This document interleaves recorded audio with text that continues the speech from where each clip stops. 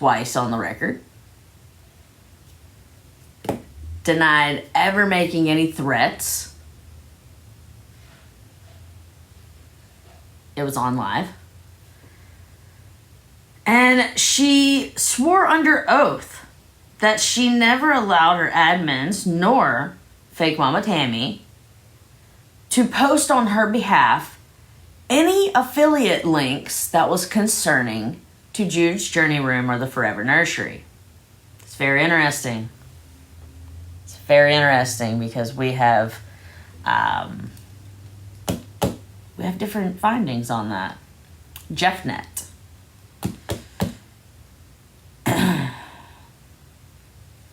You read the whole thing?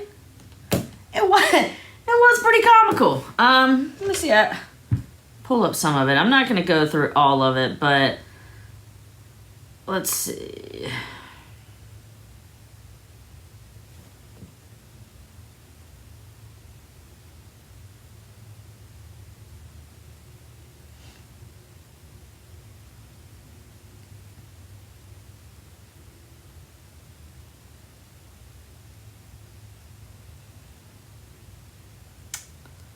Let's get to some of the interesting.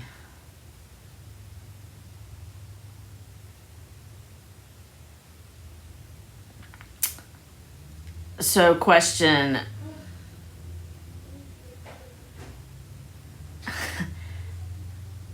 Is she accusing you, or how much money is she accusing you of stealing? Answer, $50. Question. Okay, and you all had a dispute over that. Do you agree? Yes. So she's answering the questions on here. Then we get down. Where is...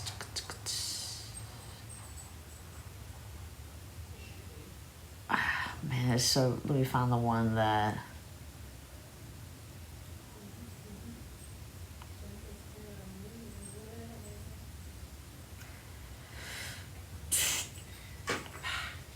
You leaving?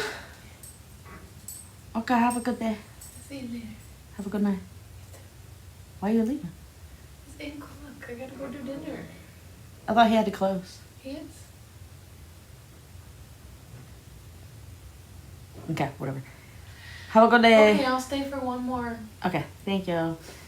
Well, if y'all want to read it, there's plenty on here. It is a large document on here. How many pages is this? 32, 35, 39, 47. Hold on, let's get down to this thing just... Yeah, she did not really respond. 135 pages. So if you do want to check it out, you can definitely go on JeffNet, and it is fully there. Is she live, or is she in here listening, or is it both? Because in her live, she stated that we never show any proof of threats.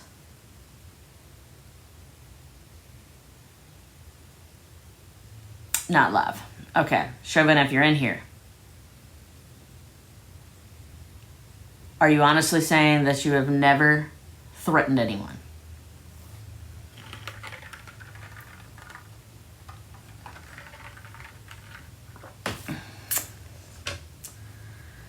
So I just want y'all to hear some of the things that we received. And this is where she was making threats on my life.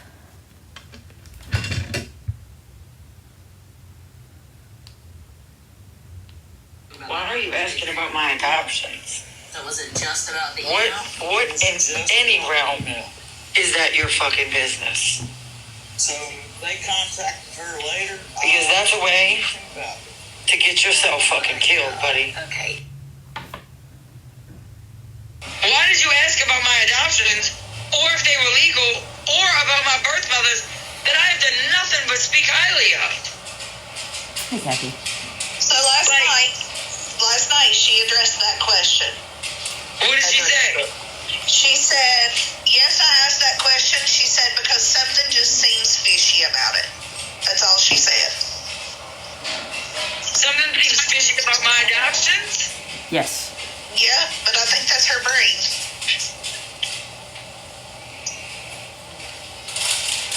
And let me ask you this. What part of that is her fucking business? Not a damn bit. Nothing. Nothing about my baby's adoptions is her business. You know why they call it closed adoptions? Because the information is secret. That's what it is. The information on adoptions is secret. And if she goes nosing around in my adoptions, I promise you, I'll choke that bitch and rock orange in the most appropriate way.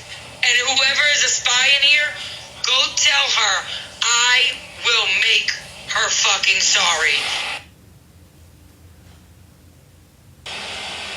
I thought to myself tonight,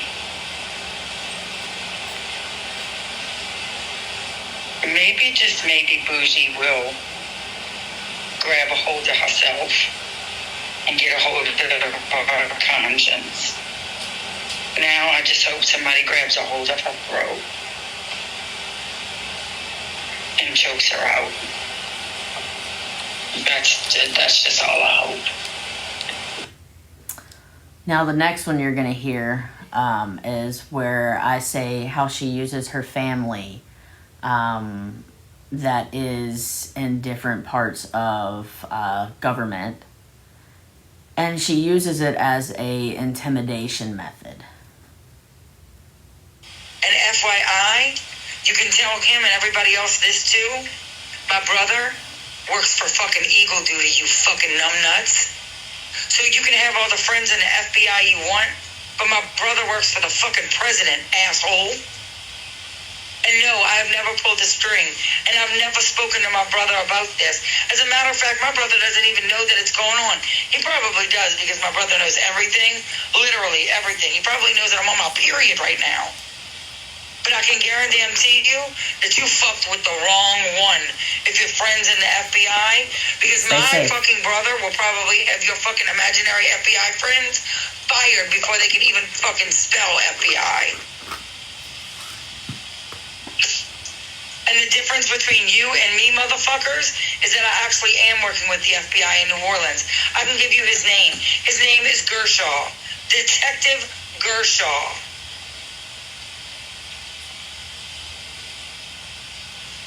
And he doesn't like that, and he corrects me every time. It's not detective, ma'am. It's agent. Agent Gershaw. And I'm like, well, Agent Gershaw, do your job.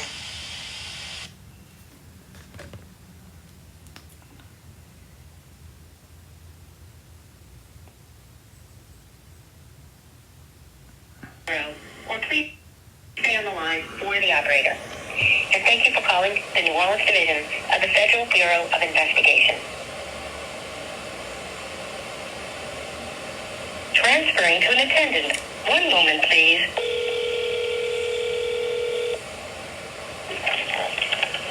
FBI New Orleans. Hi, I was wondering if there was an Agent Gershaw in the New Orleans office. I'm sorry, can you repeat the name? Agent Gershaw.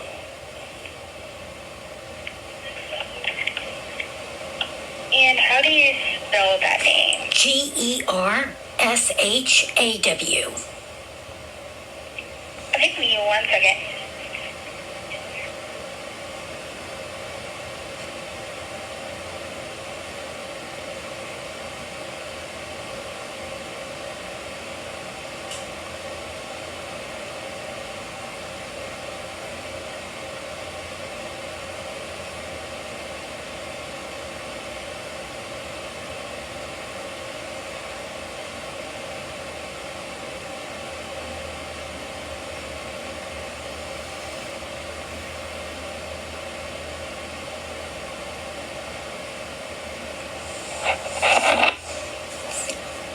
Ma'am?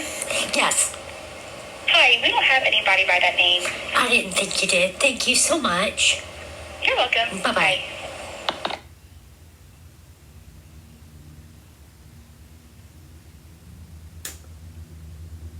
So,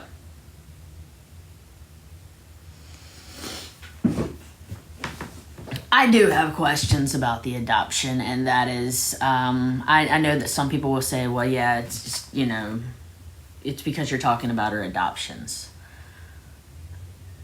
I don't know if y'all are, a lot of y'all are probably new. The bio mom of her first child was 18 years old when she was pregnant.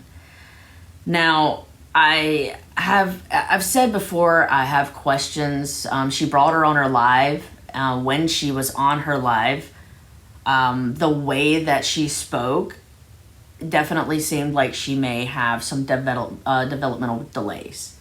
Not saying that to be rude, that is just what I observed. Later, I heard her during that say, she was telling her bio mother, or the first bio mom, her Rainbow was the TikTok name. So Chauvin was telling Rainbow, yeah, we know that you were scared of the elf. Now, the story with the elf, and I have questions on this because she was 18. She came into Ashley and Kat's room one night, and don't, I'm not 1,000% positive on this, but this is the story I've been told about what was the elf. So Rainbow went into Ashley and Kat's room one night, and she had urinated on herself. They thought that her water had broke, and she says, no, I was going to the bathroom, and the elf on the shelf was on the toilet, and I knew if I touched it, it would lose its magic. That seems concerning to me, because from what I was told, there was no children in the home at that time, so that would mean that they were doing the elf on the shelf with the bio mom. I have had many of people who have come forward that was around her during this time who stated that Ashley herself had stated that the bio mom had developmental delays, only in a much more derogatory term, either by saying she was just dumb or the R word. Again, this is what has been told. I do not have that in any proof. So these are just accusations that has been told from friends that was around her during this time. There are questions on how she came to get her children. And then, yeah, there's a lot of safety concerns with her child that she has there now. He's 10. And the way that was done as well, there are questions. She can say what she wants, but if there are concerns that a birth mother was coerced in any way or was made false, any false promises that then was not taken care of because it wasn't through a full-on agency. So yes, these are my opinions. I think that it should be looked into, and I find it very concerning how she goes live every single night while her child is directly beside her. He can hear everything that she's doing. She is manic and belligerent, cussing, absolutely screaming the entire time, and her child is directly beside her. So that is a concern. As far as this afternoon during the Mexican Homie live, there was a lady who came in. Her name was Jay's mom or Jay's mama, stating that she had gave Chauvin, Ashley Chauvin, $1,300 in the past I think at first she said 3 years, and then I heard 3 days. So the story did seem fishy from the beginning. After I got off the live, we had already reached out to the lady who was genuine and wanted to help this Jay's mama out of a bad situation. So she was genuine. I have not received any information or proof, financial receipts or anything from Jay's mama that stated that she gave any money whatsoever to Ashley Chauvin. Now, Chauvin did call around and get upset and was yelling and screaming during this event. We were already on the phone, or we were already on with messaging the Rachel lady when Chauvin reached out to someone, calling and texting them belligerently, screaming and crying, saying that this lady was a scammer. This is absolutely not true. In my opinion, it felt like a setup. It felt like this was something that maybe Chauvin could have put on herself, or the only other option is this is someone who is trying to scam as well. But the way that she reacted, where she was trying to become a hero in the situation, where she was stopping an actual scammer, and how she was trying to discredit how any of us dealt with the situation, it seemed like a setup to me. So, those are recaps of what I have so far. Any questions, any concern, anybody wants to come in, you're more than welcome. The reason that we started this is because Ashley Chauvin created a fake bereavement room for terminally ill children who were supposed to be in their active days of passing away. This bereavement room was supposed to be at Children's Hospital in New Orleans. Ashley Chauvin herself did have a child who passed away at 6.5 months old. That child is named Jude, and that is the name that she used, and the grief and the sympathy she used to gain donations and affiliate links to provide her with financial gain. And of course, when you're doing a bereavement room or something this big in a medical field, it takes a long time. You have to jump through a bunch of hoops, lawyers, things like that. It's very costly. So that is how this scam has lasted as long as it has, which it started back in 2017. It is still continuously going on to this day, and we're in 2025. We have reached out to the hospital. There is no Forever Nursery. There is no Jude's Journey Room. They have no affiliation or charity donations that had ever came from Ashley Chauvin, nor the Forever Nursery, nor Jude's Journey Room. So that is how we came about to figure out that she was a scammer.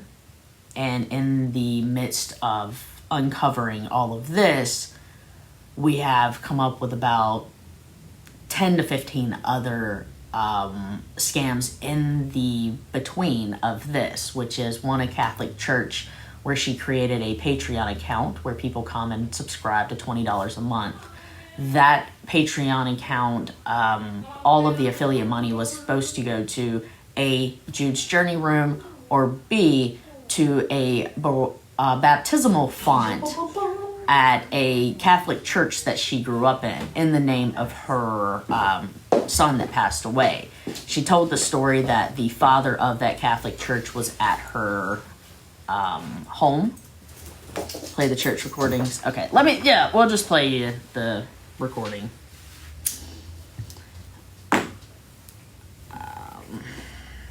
So she stated that the father was in her church, or from the church, was in her home, that they had extensive damage from Hurricane Ida, and that in the midst of the paint damage, pew damage, things like that, the baptismal font needed to be replaced.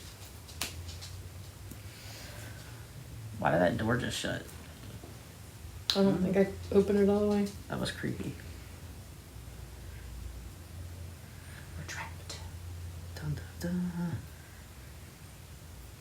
Alright, so these are... We'll just start off with the... The first one was during Hurricane Ida, so you are going to hear a generator, but you will hear where she states that the reason why she is going to do this baptismal font for $40,000.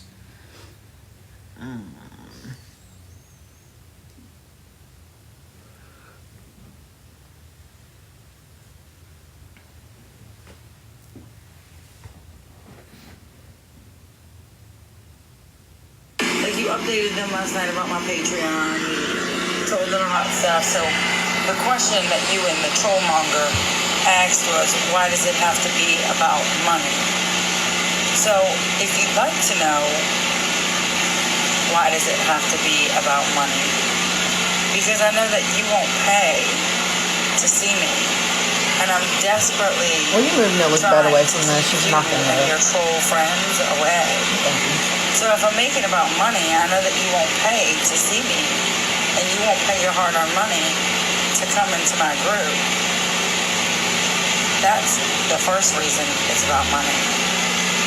The second reason is because I do a lot of great things with the money that I earn. Number one is Jude's Journey Room. Number two, I help a lot of members in my group. But one of the goals that I have with this Patreon is the church that I grew up with. Actually, Father Chris is inside if you'd like to meet him. The church that I grew up in needs a facelift, and they got a lot of damage in the storm.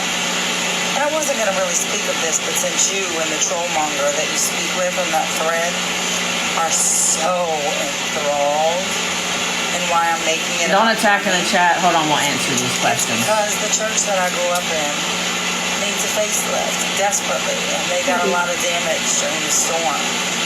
And they need about $40,000 worth of new furniture, new paint, new stuff. Like, they need about $40,000 worth of stuff. And one of the things that they need is a baptismal font.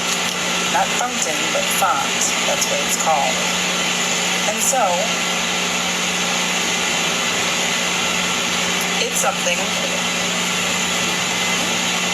that nobody has spoken for.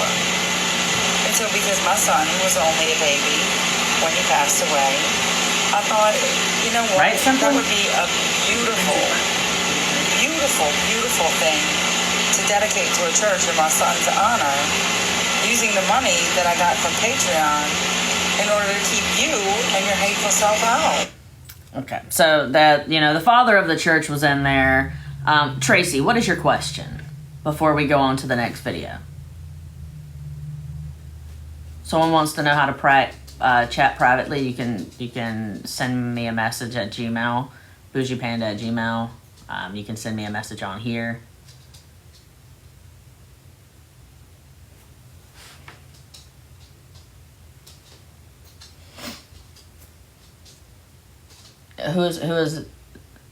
What is the question? Because I see that you're getting upset. Yes, Susie Q Designs, she can definitely help you as well. That would be one of the best to reach out to. Okay, so are we good?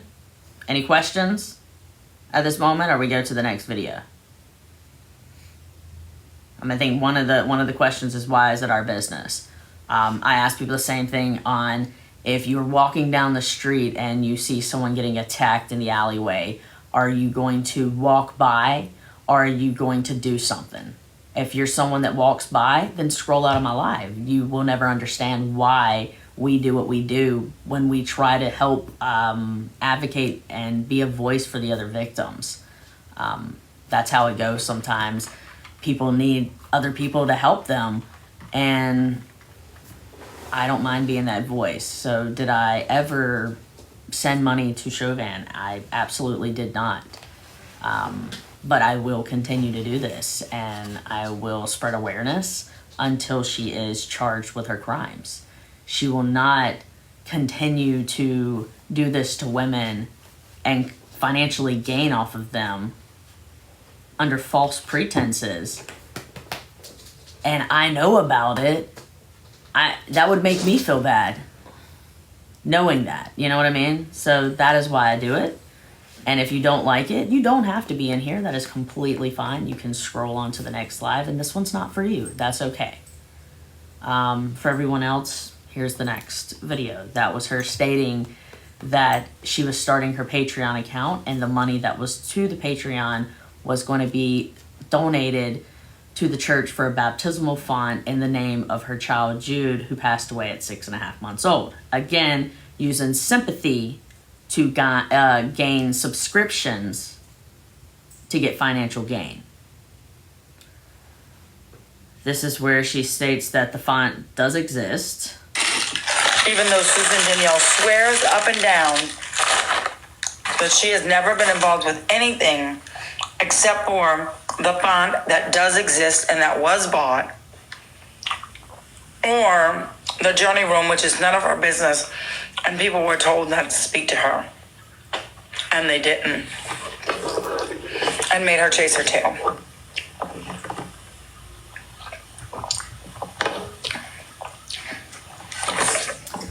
So that's where the font exists. So let's go to... So Susie absolutely called. If you know what about the Catholic religion, there is something called the diocese. The diocese is basically like a central board for the different parishes around. So she called the diocese of the Catholic area in the New Orleans parish and asked if any of the churches had got a baptismal font donated or had any hurricane damage extensive through Hurricane Ida.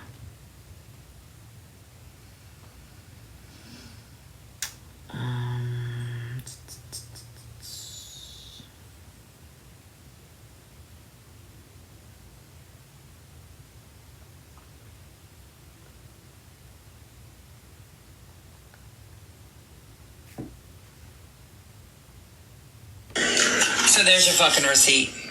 So Susan is a fucking liar and a stalker and has been for years.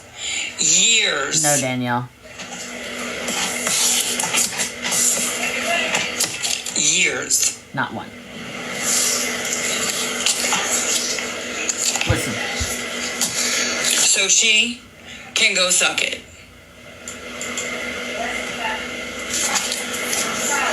The story about the font came because they badgered the shit out of me about something, and I was so aggravated, I fucking made the story up because I was annoyed as shit. Because Susan was so in my ass and stalking me over something fucking else. So I said, you know what? I'm gonna buy this. Because she acts like she's the end-all, be-all of the Catholic Church when really she's a witch or some bullshit. Would she? So she was stating that Susie had called the wrong church, which, if you know, the diocese is not the wrong church. But so Susie did call Ashley Chauvin's family childhood Catholic Church. They did receive a baptismal font. It was not from Ashley Chauvin. It was not dedicated in Jude's name. It sounds like Frankie is very upset that he's not in here. But it was donated by one of Ashley Chauvin's family members, which is how she was able to know that a church was in need for a font where she could gain subscriptions for Patreon. And if anybody were to check out, yes, there was a font donated. That family member was made aware, the church was made aware that she was earning money in the name of them for a baptismal font. All the receipts and all the financial documents was sent over to that Catholic church. So, just to say that. Tammy is another one that's in this. That is her adopted mother, fake mother, she met her at a convention a few years ago, and she calls her mom. Now, her mother has taken in $1,000 or more in donations for Jude's Journey Room, the Forever Nursery, the bereavement room for terminally ill children. We did, when she stated that we were stalking her mother, she is not being stalked. She was made aware in a message that all of the information and financial documents where the victims had sent their money to them, to Tammy McClure, to her PayPal, and never received any products. And in the thing, it states it is for Jude's Journey Room, the Forever Nursery. We were making Tammy aware that that has been turned over to the state attorney general's office in Mississippi, and along with the FBI and IRS. So we were not stalking. We were making her aware.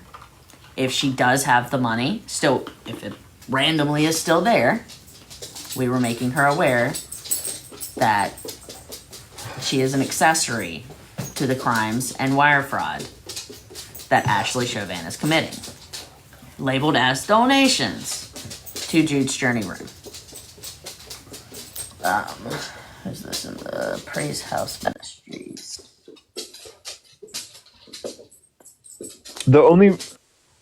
Can you hear me? Hey, yes. The reason I got on here is there's always suspicion when I'm on her live. I used to support her and I used to back her content and stuff. And I was like, why is she doing this? People are so innocent and gullible to give in to it. And there's no proof because she wants to show the receipts. But I looked up the other people that are saying that she's scamming and they're showing receipts. Like this girl in this refrigerator. Her classroom needed a refrigerator, so she donated a refrigerator. And she showed the video of them installing the refrigerator within the classroom. Are you asking? We never believed that the freezer was a lie. She tries to state that we stated it was a lie. If things are donated to her for a school, she absolutely follows through with it. That has no financial gain for her. Same with Deco Exchange with the bikes. He offered to buy those bicycles for her students, and he absolutely followed through with it. There was no finances. There was no money exchanged with that. Along with the freezer, there was no donation of money that was with that.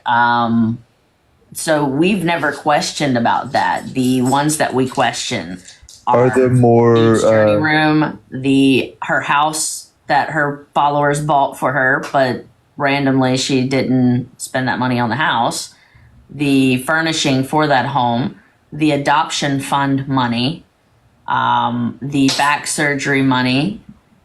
So there's a lot more inside of there, but those are the main ones. But the freezer and bikes have never been a question or concern. No, the girl who helped her install it showed the proof, but I'm saying, why is she scamming on the point of Jude's Journey Room? Like, I don't see any receipts of that. I know her son died at a young age, had a disease, and she was raising funds behind that. She won't show her receipts for any of that, and then I became very skeptical. Right. And why will she not show her receipts? Isn't that illegal? Can it be taken? She claims she has an NDA with the hospital, at Children's Hospital. She has a non-disclosure agreement, and that is why she cannot talk to anybody about Jude's Journey. That's suspicious. Absolutely. Why would Children's Hospital sign an NDA contract? Absolutely. That's the stupidest thing I ever heard. She says one day she's going to prove us wrong. I believe the day that she's going to prove us wrong is never, and she is going to be arrested, and she is going to be charged with theft by deception. How much? Because I know there's a lot of stuff. The baptismal, Jude's Journey Room. There's other things too. In just Jude's Journey Room, we are over $100,000 that we have probably more than that, but with receipts, it's thousands upon thousands of dollars. That one, like I said, that is still going on to this day. She is still claiming that this is a bereavement room. That is still. So how does the process work with court and stuff? Because it's been going on for years.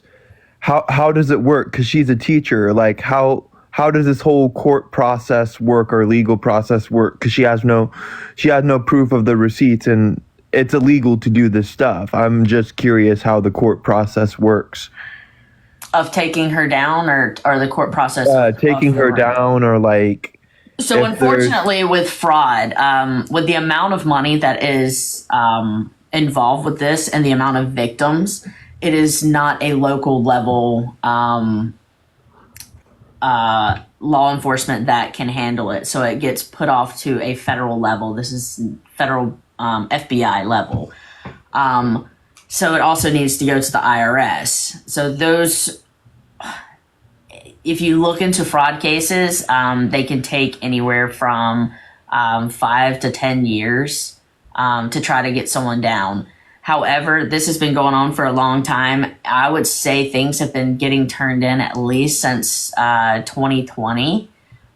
So there is there's a lot of information that they have. That's why I say I don't feel that she's going to make it past 2025 without being arrested and charged with this. I believe this is the year that it's going to happen. The amount of evidence that's came up, the amount of victims that finally are. And I heard some people bought tumblers and she never shipped them. Oh, absolutely. Tumblers for $1,000, $450, $500. Wait, $450? How many tumblers were they ordering? One tumbler. What? One tumbler. Because it was, she made them, this was for the donations to the Forever Nursery. They were trying to, Are you joking? 400 making for tumblers. auctions for these tumblers, and it was in the name of the Forever Nursery. Are you joking? That's outrageous. You said $450 for a tumbler. The most expensive, I think, was $1,000, or I want to say she said it was $1,000 for that one. She never sent it. And it's actually been still sitting behind her. since she started growing her business on TikTok. After she got all the allegations and her crafty stuff, she hasn't been doing it as much anymore. I only know of like maybe 2 people that actually received a tumbler from her. Out of the thousands. Because I used to see her decorating tumblers on live, and I don't see her doing that anymore. It's probably because of all the allegations that arose. I don't even see her decorating room. Is she in a different house? Yes. Because she talks about being in a different house within 2 years. Yeah, she did. She had her followers bought her dad's house for her. During this time, during this time is when she was telling her followers, but separately, privately, that she had stage 4 non-Hodgkin's lymphoma. And so of course her followers are wanting to they're her admins and things like that. So she's reaching out to them separately. They don't know that the others. But she has a job as a teacher too. So yes. She's not doing this, but she does it consistently all night. Has she made consistently more than the livable wage of a teacher in Louisiana? I don't know. I'm not from Louisiana, so I don't know. I know she's from Louisiana, but has she made more on TikTok? That I would not be able to tell you. Than teaching. There is are you saying like what she's made on TikTok as in like gifts? Compared to her teaching wage. So yeah. She's a teacher in Louisiana. Really sure. I'm not really sure. I don't truly believe that she's even working at the moment. Anyway, I think that's a lie as well. If she is, I think she may be possible. Then how did she film all these kids?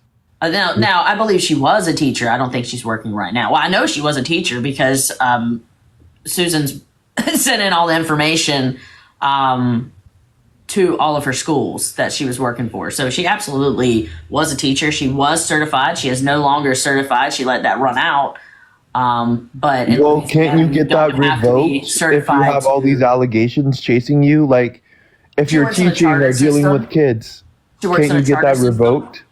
So up until January of 2025, this year, Louisiana school district did not even check background checks for the schools. That just Dang. started January. That just passed January of 2025. That's And charter suspicious. schools, there's a whole different criteria, and it's not a lot to become a teacher with them, and you don't have to be certified in certain parts. As Susie stated, they are under a state of emergency still for the education. So I'm in the South too, but I'm only 4 hours from Louisiana. But we background check everyone because I'm in the child care system, and we want to make sure the kids are safe. yep, not until January of this year did that come into effect for Louisiana. So, are most of who she scammed in South, or some are Midwest and Oh, North? all over the country.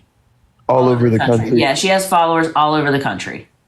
That's another reason why we say when they went to the local police at the beginning, it is not local level. You have to go through the federal level for this. At this point, we're at the point of racketeering. So, are you in the South too, or no? Yes, I'm in North Carolina. Okay. That's not too far, probably 10 hours, because I'm in Texas. Yeah, born and raised in South Carolina, but North Carolina now.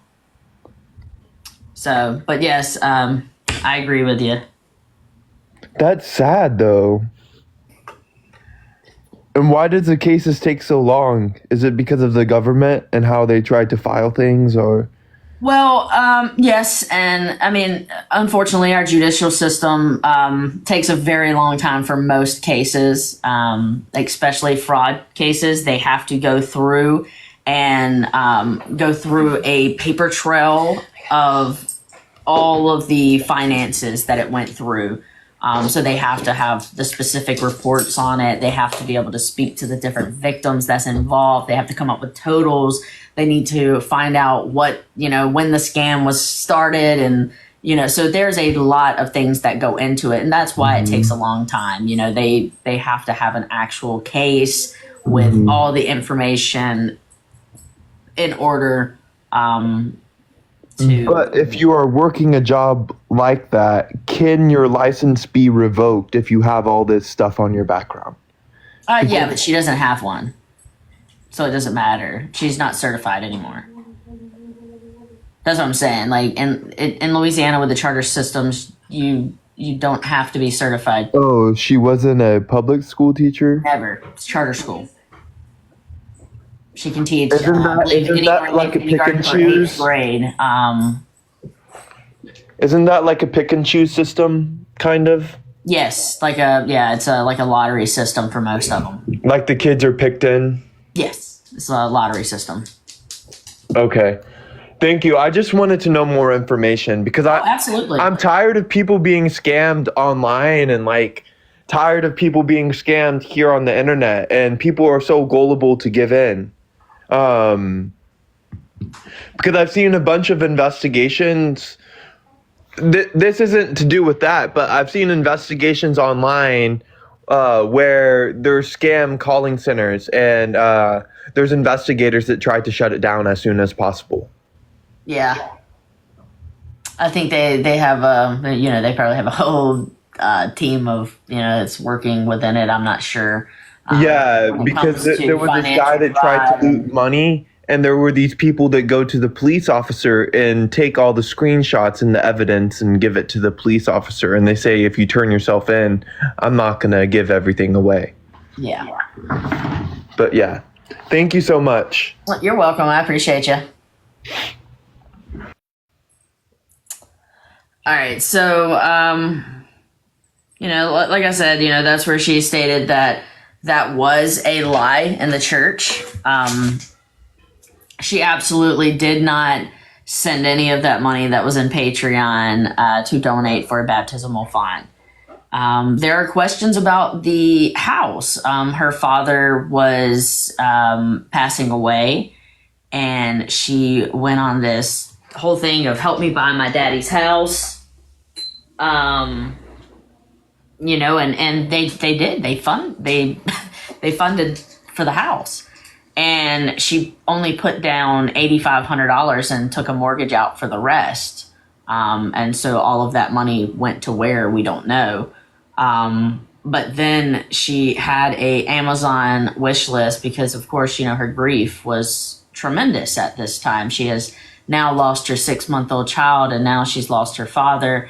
And so her followers furnished her home all types of things on Amazon wish list. There was a GoFundMe that was made first off in 2012, I believe, for the funeral cost for her child Jude. Now, during that time, Hogs for the Cause ended up paying for the funeral. So from what I was told, that GoFundMe then got switched over to an adoption fund for Ashley that was done by Ashley Chauvin. The amount of money that was raised in there, that is another question of what she actually stated to the second biological mother, what she was supposed to, the agreements that she was supposed to hold with that bio mom. So there is a lot of questions and concerns with that as well. This is not something that you just fall into. This is something that you have been doing most of your life. So this is a career for her. She has blueprints on how to manipulate and intimidate. She knows how to use her charisma. And it's crazy. I know a lot of y'all are just coming into this. And so y'all are looking and she's screaming and she's acting belligerent and she's spitting and, all of this. And that's not how she used to be. She is that way now because we are on her tail with spreading all of the truth and the scams that she's committing. But used to, she would be in her lives and she is very charismatic. She's fun to watch sometimes. But the ones that she gets are the women that do not have a large family backing, or are depressed, or they don't feel the love. And so Chauvin reaches out. She puts her little line out there to listen to you and make you feel like, very comfortable to talk to her. Once you've spilled the secrets, she is almost like a mirror. So at that point, she takes on that personality, and she is, of course, been through something similar, if not worse, than whatever incident you are telling her about. So now you have established a connection, a bond. That bond of, I have been through this as well, and it was traumatic. So boom, we're trauma bonded. At this point, these people are told by Ashley Chauvin, I love you so much. You are so special to me. I don't know how I've got through life without you. Just continuous love bombing and making them believe that they are special. Each and every one of these members, she is private messaging or text messaging to make them feel more special than the others. She's telling them the secrets and not them. And she's, hey, Tracy, you're so special to me. I love you so much. And Dana, you have to be careful with Dana. I know she's in our group, but we're watching her. She may be the mole. And then she goes to Dana, and Dana, you're so special to me. I love you so much. You're a best friend to me. I just couldn't ask for a better friend.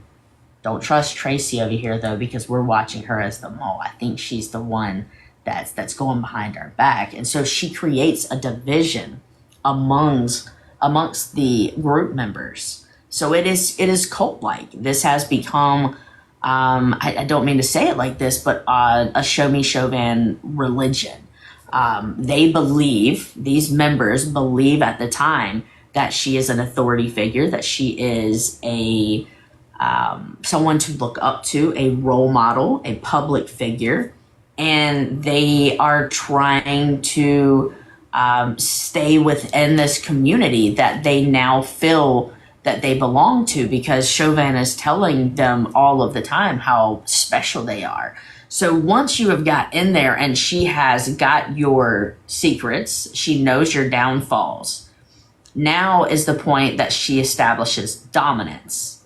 So at this point, if you are on her circle of trust, and that's what she calls it, the circle of trust. If you are a part of the circle of trust, you have now agreed to be available 24 hours a day, 7 days a week. Does not matter if you're at work, at home with your children, your spouse, or whatever. If Ashley Chauvin calls you or texts you, you are to immediately respond. If you do not respond, then she is going to sternly cuss you out, down talk you, and then go into the silent treatment. But she's going to say, I can't believe you would treat me exactly the way, you know that I don't trust people, and you know I feel that, and you didn't even answer the phone for me in a time of need. And so now these women are believing that they're a horrible friend, and they were not there for Chauvin in a time of need. So at this point, they reach out and they're like, I'm so sorry, Ashley. I didn't mean to make you feel this way. And Ashley goes on a silent treatment. You know, this, I'm not going to speak to you. And so they have to beg and plead their case to get Ashley to say, okay, we're good. Just don't let it happen again. And so that is her training you. She is grooming you to know that when she calls, you answer. She is also telling them, you are not allowed to go to this group. If I see that you're in this group, you are immediately kicked out of mine. And my members, the rest of the members, are not allowed to speak to you, because if they are friends with that member that's been kicked out, they will also be kicked out. It is a cult. And until these women, well, once they start to realize that something is off because the new members start to come in, well, once the new members start to come in, she's already got these veterans in check. So she is love bombing the new members. It's a routine. So it starts to go over, and there is a division between the new members and the veterans at this point. And so she always has this volatile relationship going on. She has them always against each other. She pits them against each other. It's when they finally realize they're in a point of fight or flight. I have sent and loaned Ashley Chauvin money. If I say anything, am I being a horrible friend? Because I'm going to be considered just like everyone else who's left her. So they feel that guilt. And then I'm going to lose my community. And that's what they already were longing for, was a friendship, this friendship that they have established with these other ladies. So if you are to go up against Chauvin and leave, you're losing the entire community. You're shunned.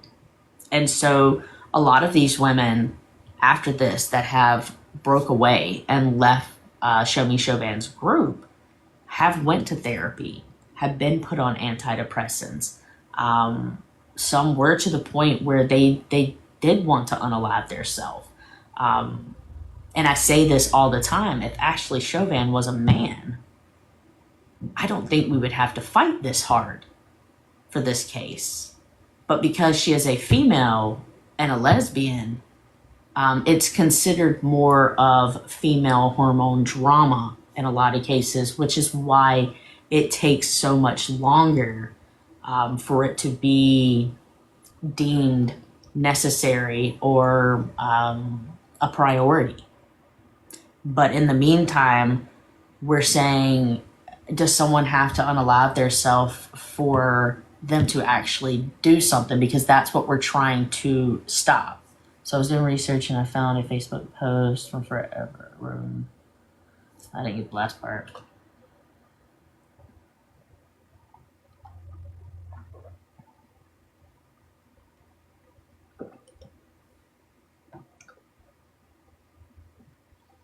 It's a photo of 3 women and herself. Yeah, we have that from that, and her staff. Yeah, we have that one. One of those is a lady named Kat Randon, and the other ones never said that she didn't try.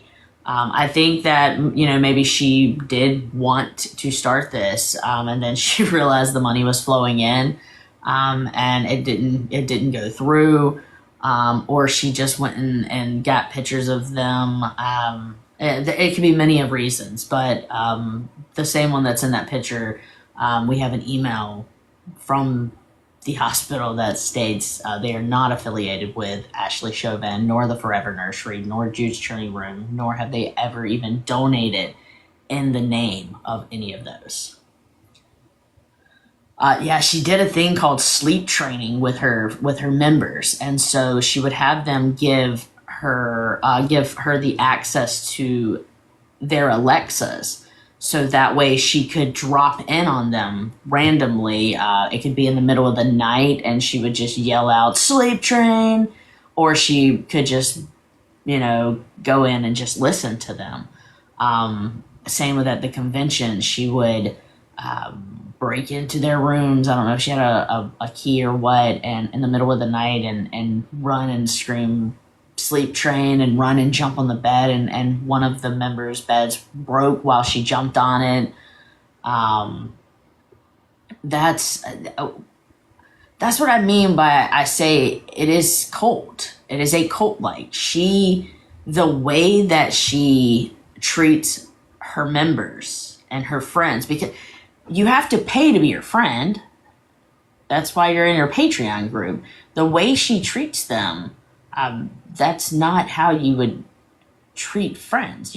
She treats them like they are her followers. She sees followers as a literal statement. I believe in her mind, she thinks she is a leader, and everyone who is on her list is her followers. And so she is, in her eyes, this messiah. And you should listen to her. And she's very confident in most things that she talks about. Darlene, I'm going to let you come in.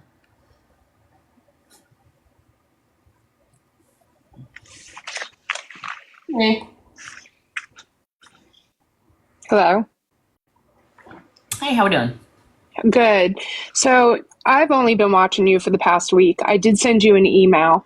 I started watching Ashley. I don't have anything great to say, but I started watching Ashley back in 2018 when I started doing tumblers myself. And I have bought at least $3,000 worth of glitter through NOLA, Mr. Fancy Pants, all bling, vinyl, everything. And I even sent you a couple of receipts that says "Show me Chauvin" for the code. But I did bid on one of her tumblers one night, and I paid $300 because I thought it was going towards Jude's Journey Room. She did. So I about a month later, she was working on the tumbler in front of me while she was on the video alive. So about a month later, I messaged her because I know it takes 72 hours to cure. There should be no reason why within 3 to 4 weeks I should have the tumbler. Absolutely. Yep. I messaged her at about 5 weeks, and I said to her, "Hey, what's going on with the tumbler?" "Oh, I promise I'll have it out within a few days." Didn't get any tracking, nothing like that. Finally, at 2 months, I said to her, "Listen," I just want my money back. I said, because I paid for this for a donation in good faith that I was going to get something in return. And not that I donate money just for something in return, but I paid for a product, and she did return the money. So I watched her, and for years I've been telling her to tell you guys to go somewhere, jump off a bridge, I've been telling her, stop listening. But I've been on your live for like 4 nights straight now. And what bothers me is I stopped watching in 2022 to probably about 24. And I did go in every now and then when she was with Mildred, because I loved Mildred. Mildred was doing these, she's just hysterical to me. She seems like a good-hearted person. Yeah, and Ashley is very charismatic. She has that funny laugh. She seems sincere. She seems loving. And I lost my son in 2022 at 22 years old. Thank you. And what's aggravating me this past week, so I've been watching you, and I've been asking a few questions, and you've been answering them. And she sent me a message like 2 days ago. "Why are you trying to hurt me? I don't understand. And now I've never spoken to her personally. I've never met her. I've never seen her. I live in Gatlinburg, Tennessee, and I've never. Love it there. Yeah, you got. If you ever come visit, you gotta look me up. We'll have fun. Absolutely. But she always just seemed like a loving person. And when my son died, I kind of checked out for a while. Like I said, I checked in every now and then, but that was it. But what aggravates me is when you donate to something, St. Jude's or diabetes or anything like that, you have a right to know financials. You have a right to know everything about that foundation. And what aggravates me is if she is so wanting you to stop and wanting everybody to stop attacking her, why can't she just tell where the room is? Why can't she just show a record? And then maybe so many people would back off of her. I told her if she does that, I will delete every single video. I will create a video with an apology, a public apology, and state that I was absolutely wrong. And I will delete every video that I have on her. So let me tell you, back in 2017, I lost my home in the Gatlinburg wildfires. And there was a scammer here who was scamming money left and right. I lost everything. I almost died in those fires with my family. And I exposed her. And it's weird is because we wound up on Dr. Phil and they made me look like an idiot. I was the only one who lost everything and everybody else walked away with everything. And it was a big deal. But every time she scammed money, this woman, I showed proof. And then when she turned around and said that I was saying things, I showed proof that I didn't. And I showed the real conversations. So if someone's being accused and they really, really didn't do it, they would go to the ends of the earth to prove. Yes. Now, what aggravated me the last few days and what's at the point where I'm still in her friends with her or whatever, but I will be deleting her. I will not be going to subscription only, which she said she's waiting for TikTok to approve it. What aggravated me is when you lose a child. Now, I have 4 other children. I have 5 kids. You lose yourself. It was almost 3 years ago. You can hear it in my voice. I'm still heartbroken. I'm not the same. I've had a lot of mental issues.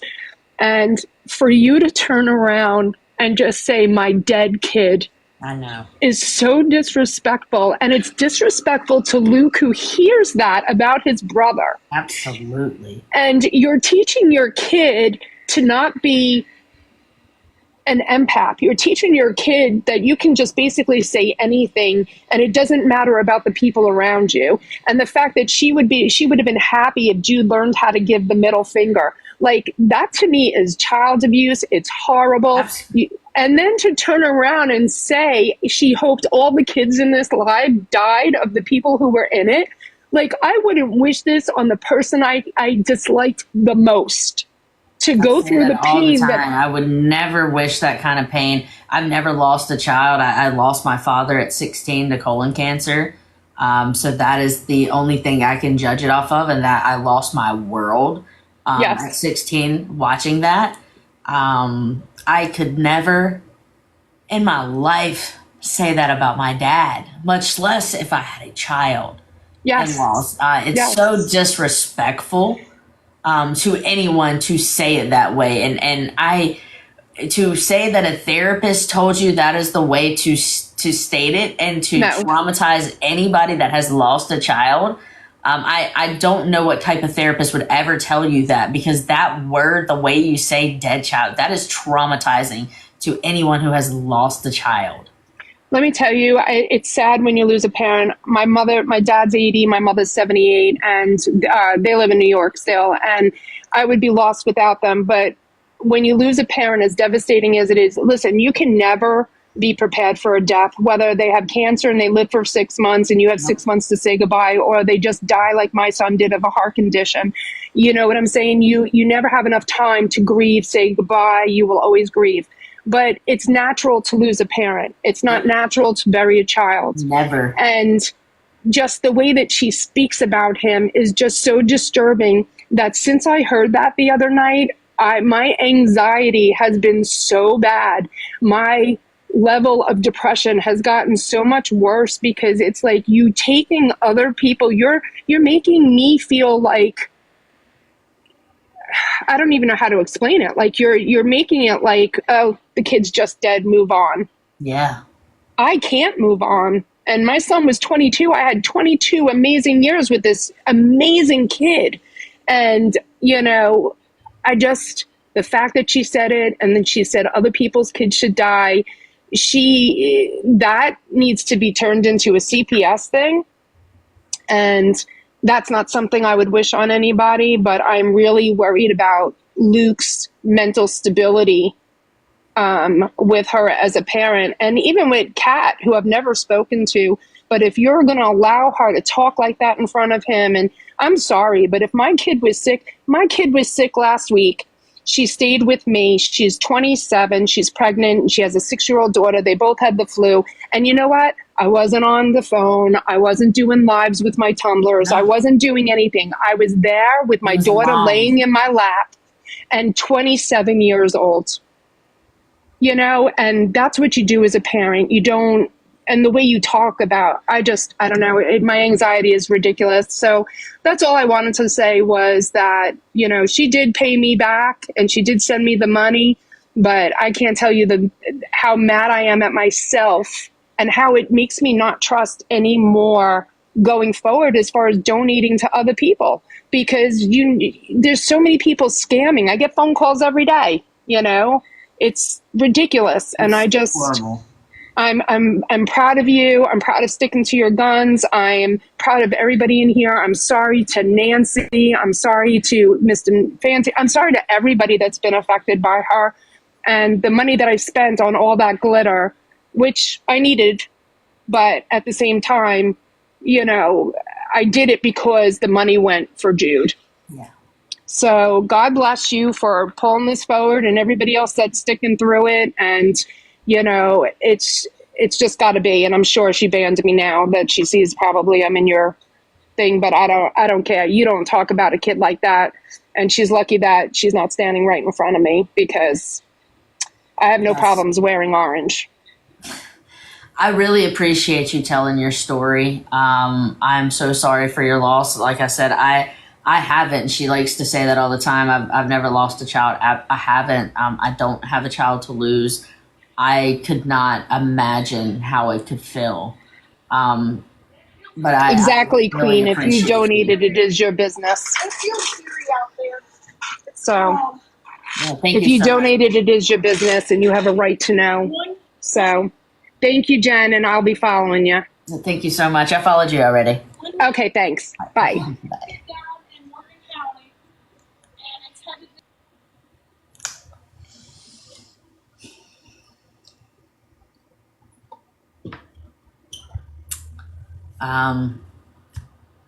If anybody else has any questions, or if anybody wants to tell their story, for the newcomers that's came in, my box is always open. You can definitely come in and talk about it. But those are the things that I wanted to make sure that y'all did see. She has stated that she's gonna choke me out, and you know, things are gonna get me killed, and you know. So, and we know that's not the only death threat. I mean, she did that as well to Mississippi Queen. So again, if y'all would like to look, the disposition for Ashley Chauvin, where she was asked all the questions, is on JeffNet, if y'all would like to see that. There's more people now. Play the threats. Okay.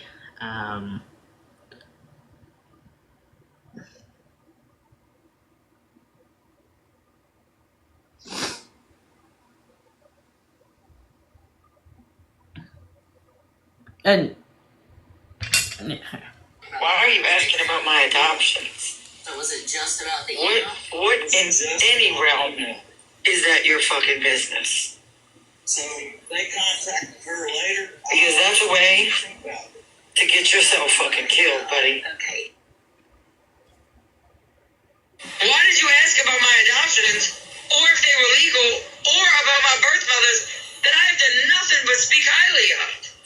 That's a lie. So last night she addressed that question. What did she say? She said, yes, I asked that question. She said, because something just seems fishy about it. That's all she said. Something seems fishy about my adoptions? Yeah, but I think that's her brain.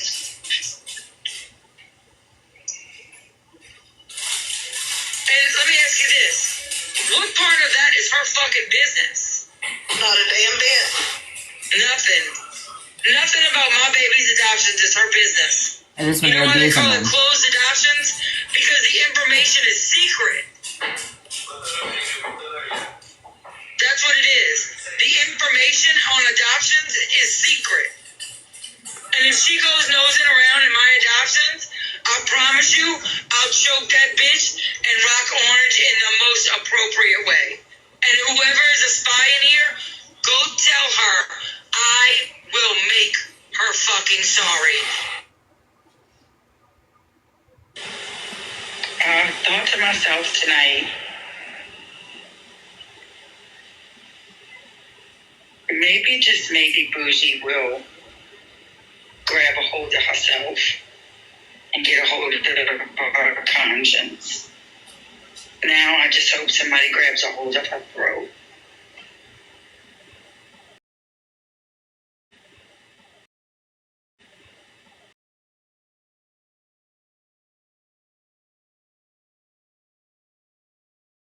You can tell him and everybody else this too.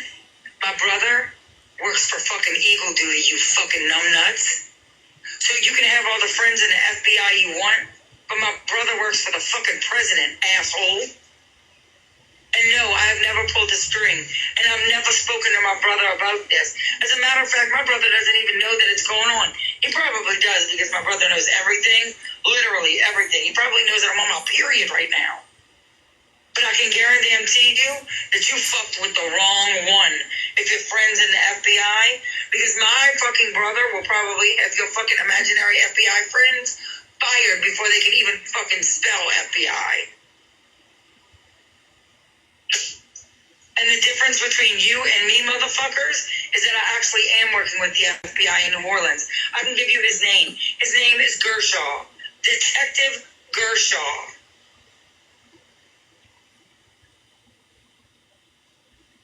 And he doesn't like that, and he corrects me every time.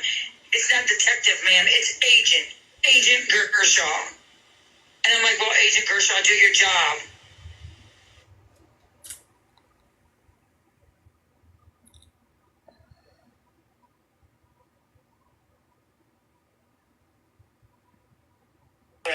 Or please stay on the line for the operator. And thank you for calling the New Orleans Division of the Federal Bureau of Investigation. Transferring to an attendant. One moment, please.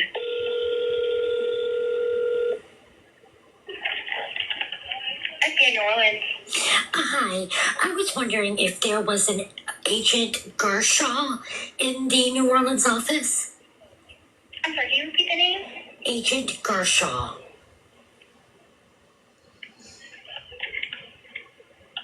And how do you spell that name? Gershaw.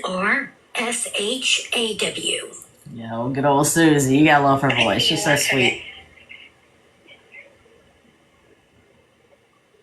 I will say this during the time of silence while we wait. If there is something to ever happen to me, I would like everyone to make sure they look into Ashley Chauvin, considering she is making threats on my life. So that is honest. If something is to happen to me, please look into Ashley Chauvin.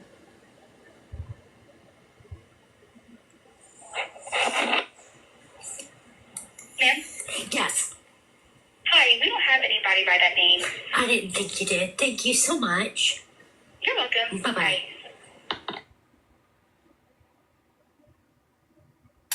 So there is no Agent Gershaw in the FBI in New Orleans. There again, the women that are in her Patreon and groups right now, this is another thing I say. When she states things like this, they now believe that she has these contacts. Do you honestly think that when they back away from her, that they are going to feel safe to try to do anything? Absolutely not. And that is why the victims are silent. And she knows that.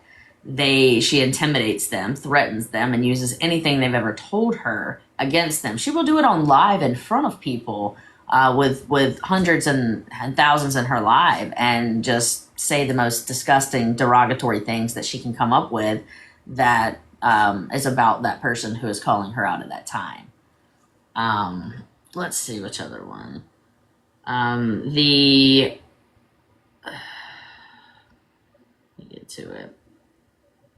She has also stated that she is a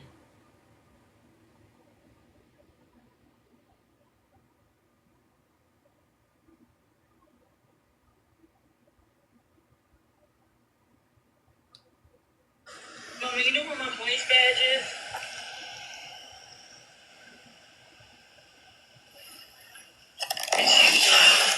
No, honey, I don't have any idea.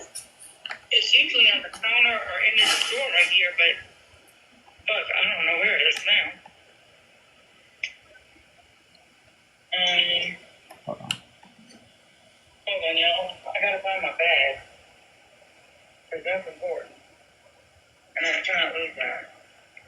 Being in here, I'm listening to you. I'm looking for my police badge, which I couldn't find, which is a serious problem, but I'll look for it later because I don't want to be rude. But yeah, so I was on the police force for a very long time until I decided that I was going to take my own life, and then I had to hand in my issue. And everyone knows that. I was very open about that. So she states that she was a police officer in the force for a very long time, while she is on her Patreon with the paid group, letting them know all about this. That is what I'm saying. She instills this in them while they are in the friend group. So that way, when they do realize what she's doing to them, they feel intimidated already. They absolutely know.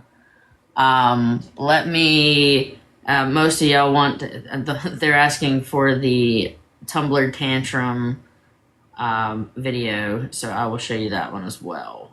This is how she reacts when people start to call her out.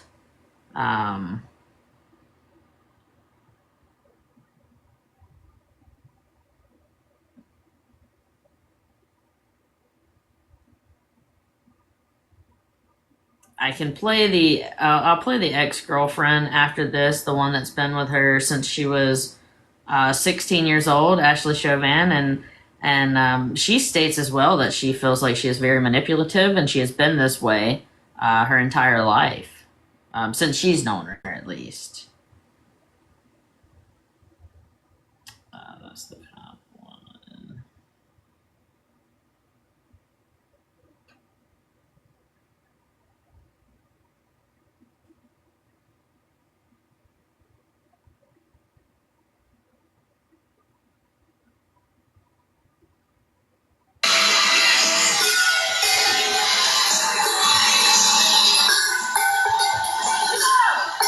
I am going to protect some of the names that's under there. You think it's okay to hurt somebody over a fucking Tumblr?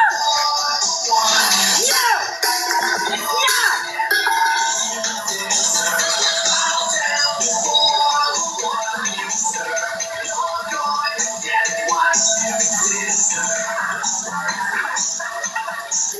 You think it's okay to talk about somebody's children over a Tumblr?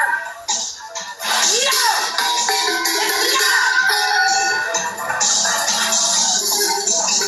It's not! You think it's okay to destroy someone's life over a fucking glitter? No! It's not! That's not now. No. It goes on. It's a 6-minute video. It goes on with her slamming the tumbler down. I think it's 3 different tumblers down over and over and over again, and screaming.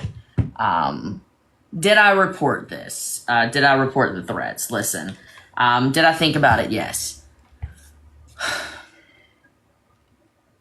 I feel that if I report it at this moment, that I would be told to not continue to spread awareness.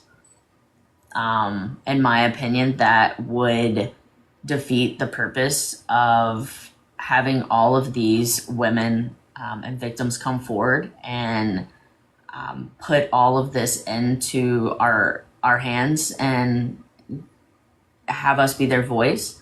I've asked other creators to help, and they're scared because of their account. So no, I will let y'all hear the videos. She is making verbal threats against my life. Absolutely.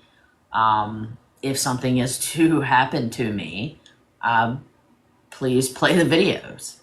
But no, I did not go to the police about it. I didn't. Do I have it for a later time? Absolutely. If something were to happen, she would definitely be looked into. So, no, I did not. Who's willing to come in?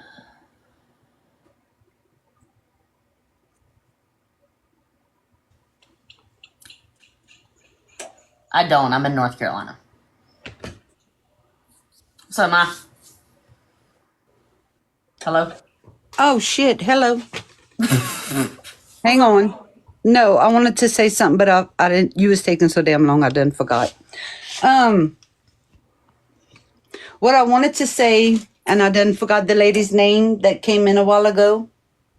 I wanted to thank her for coming in, because the night that Chauvin did that, what started that mess, what started that evilness, was my dear friend Evie came into the live, and Evie does not keep up with the TikTok gossip at all. Okay? And it was completely innocent when Evie came into the live and asked the question about what was going on. I forgot exactly. Teresa is probably the one to be able to say what the question was asked, because in Evie's defense, thankfully, that Teresa knew who Evie was and knew that Evie was completely innocent. And with that being said, that goes to show y'all right then and there, don't always assume somebody is guilty as soon as they come into a live. Simply have your mods investigate. When you have a good moderator like Bacon is our private investigator. You ain't getting away with shit. You will be kicked right out that back door within seconds, because she does her job, and she does her job well. And that's why we ask her to mod for us. Yeah, she got that Louisiana. So I wanted to come in tonight just to say that I'm starting to get sick. I'm not in here to cut up tonight. But before I do leave, I just wanted to come in and say that I greatly appreciate the young lady that came in looking fly tonight, Ma. to stand up, because she didn't just say that because on Evie and Evie's kids. She said it on everybody that was in the live that night, on everybody's children. She wished everybody's children were dead that night. When Evie called me to tell me that, I was like, are you kidding? The one night that I'm not in the damn live, you decide to show your ass in there? What the hell's wrong with you? You call me first before you do something like that. Evie doesn't have a big following. Evie has only gone live a few times, only with me, because she's scared to death of people. So when I tell you how upset I was, and I'm so grateful that for Teresa being there and having Evie's back, it's because of people like that. Why people like Evie are so scared to go live. I've known Evie for 4 years. And I'm telling you right now. Where we have it. Do we have that in a folder, Susie, of the death comment? I have to look real quick. Go ahead. Anyway, I ain't feeling good, but Chauvin, bitch, I know you're looking, and I still don't use no fucking Aquanet, and I still look fine sick as a fucking dog, so... Oh, hold on 1 second. I ain't gonna leave without doing this. I got 2 of these bitches freaking rotate on them. And I went in your live last night and I made that comment because I wanted your ass to block me from all your fucking accounts. So suck on these bitches. I love y'all. Y'all have a good night. Bye, Mom. Bye. That's one of our favorite Cajuns right there. No filter. No filter at all. That's why we love her. So I don't know if I have that one, Susie. I don't know if you wrote me. I don't know if I have that one in the folder yet or not. So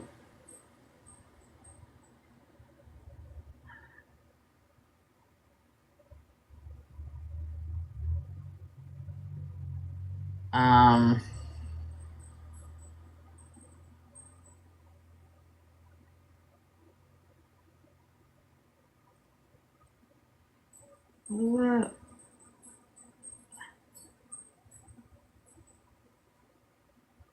Okay, and this is some examples of how she would get here. Everything they need and beyond. I go without to make sure that those kids have everything. I'm wearing 9-year-old Walmart jeans. I've got shoes with holes in them. I literally have feet pain so bad because I'm wearing shoes that are almost 12 years old.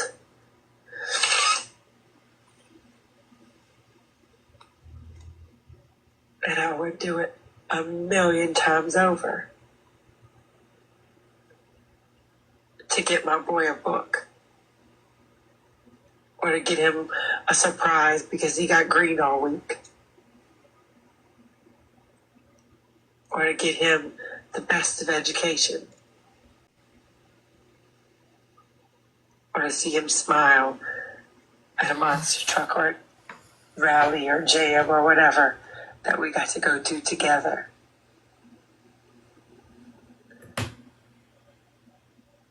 Or to see him smile when he sees his grandmother.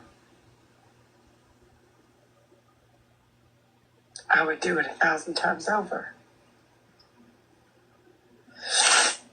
This is how she got the money. Donations. I was going to walk from the group because your children come first.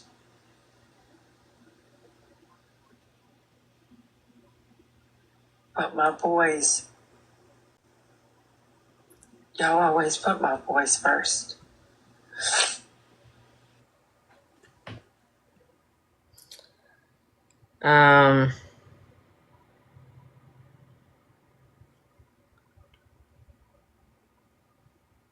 Please help us get my daddy's house and make our dreams come true. Our Venmo.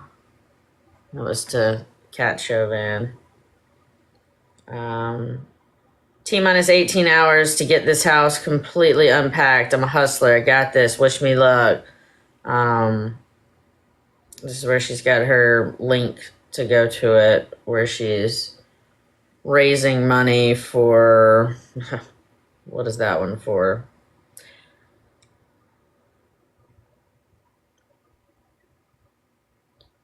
Y'all have done so much with the support and prayers, but many are asking for my wish list for my birthday and the house, so I combined them because really all I want and need is stuff for the house. Thank you for being so good to our family. With no power, there is no lab, but we still need help with the house. I feel so defeated. Any help is greatly appreciated. Here's the PayPal. How far to reach the goal? So, I mean, she's constantly feeding on your emotions.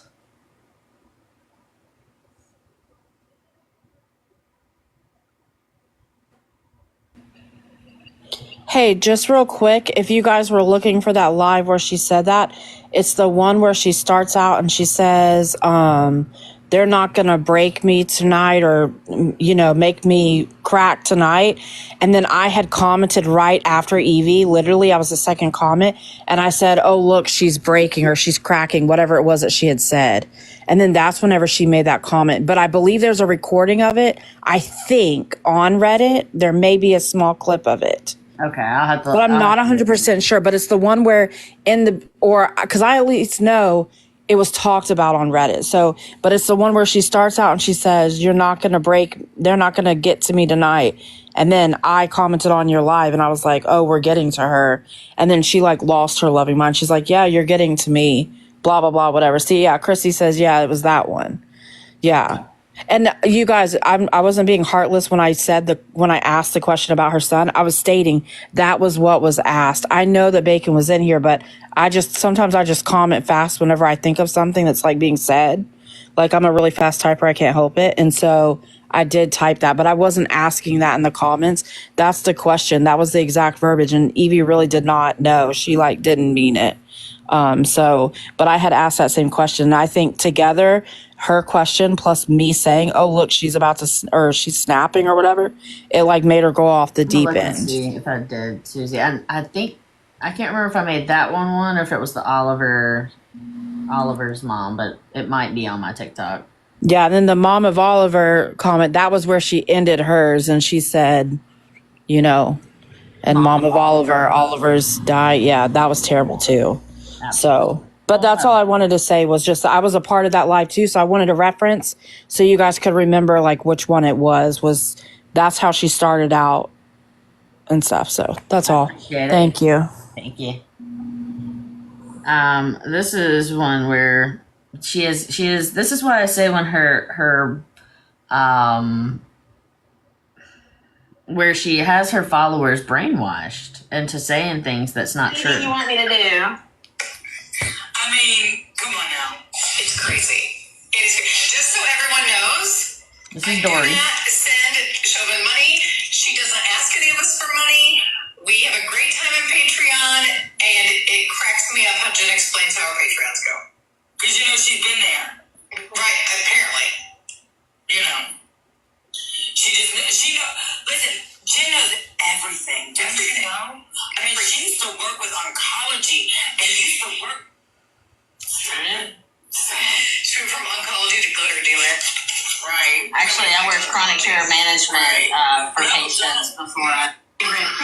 So that is where she had Dory state that she's never loaned Chauvin any money and Chauvin never asked them for money. So this was just the other day.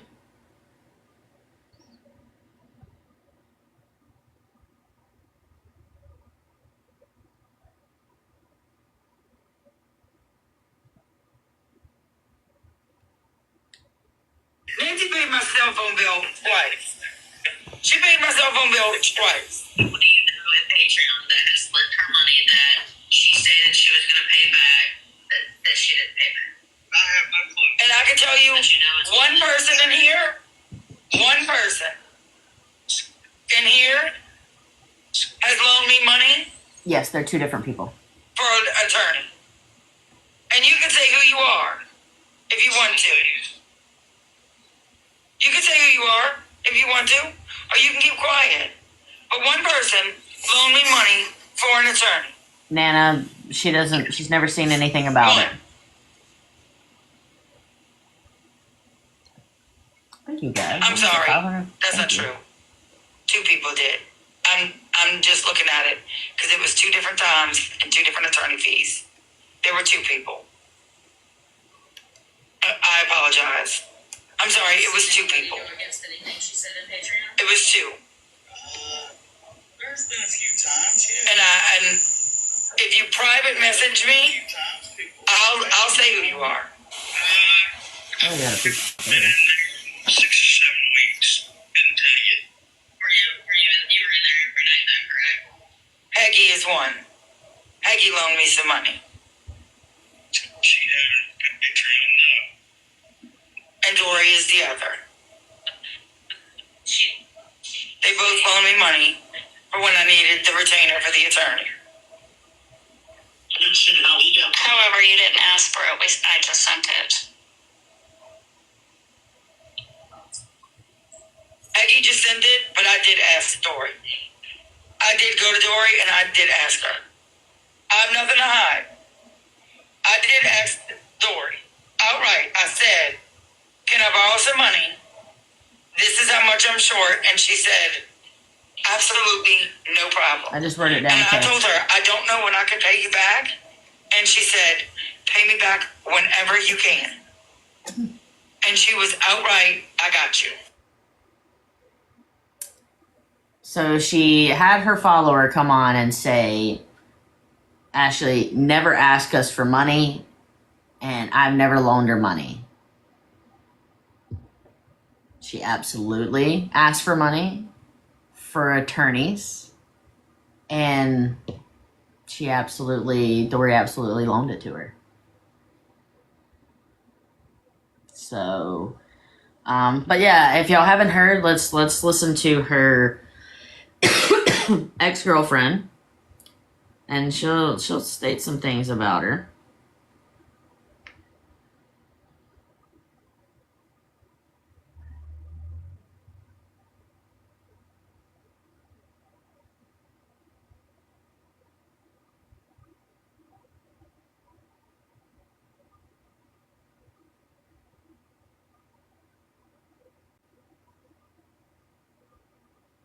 You didn't have to think about that we was together. I mean, I thought that was pretty obvious that we was together. Thank you so much, guys. I appreciate y'all.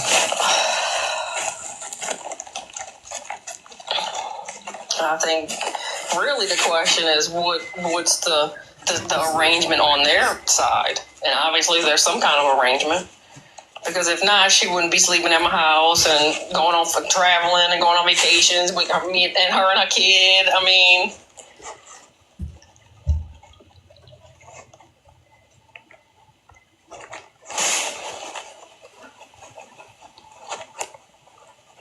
So what happened is a broad question. You need to narrow it down. What was the final straw? There wasn't really a final straw. It was years of lies, years of manipulation.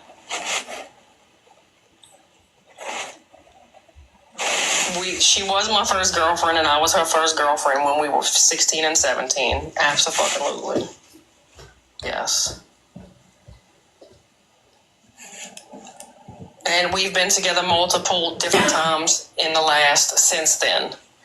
I was married for 10 years, and Ashley and I did not speak for 10 years. Unfortunately, I got breast cancer in 2017. She found out I had breast cancer. Now, this is an assumption, and this is how I absolutely feel deep down in my heart. She found out I had breast cancer. She knew I was going to be vulnerable. She attacked. I was vulnerable. Yes. That's how she got back into my life. I was vulnerable. I was down with my breast cancer. She fucking knew it. She, under the guise of helping me, which she absolutely, without a doubt, she helped me. She helped me. Her people helped me. Absolutely, without a doubt. She came to my house every day to see me, to help me get in the shower. She absolutely did those things for me. I'm not going to sit here and act like she didn't. But under the guise of, you know what I'm saying, the vulnerability of, where I was at that place in my life. So someone who's known her for 30 I think she's years. always been like this. Yes, probably so. I think a lot of it just stems from childhood trauma. That is not an excuse by any stretch of the imagination. Everybody has She calls her trauma. Mildred. Whether it's childhood, whether it's adulthood, whether it is, everybody has trauma, right? I don't actually believe she ever had cancer. No, I don't actually believe that deep down in my heart. I don't ever believe that. I've never believed that. Even somebody that I love and was with, I just don't believe her. I think that she brought it up a lot in times that she kind of seen me, I'm ready to go, I'm getting distance from you because I'm starting to peep out is too much shit for me, whatever, she'd come back with the, oh, I relapse. Oh, I gotta have this. Oh, I'm so sick. Oh, this, that, and the other. And then here we are back in the same place, So it's kind of like she uses it as a crutch, or this is how I'm going to keep you here now.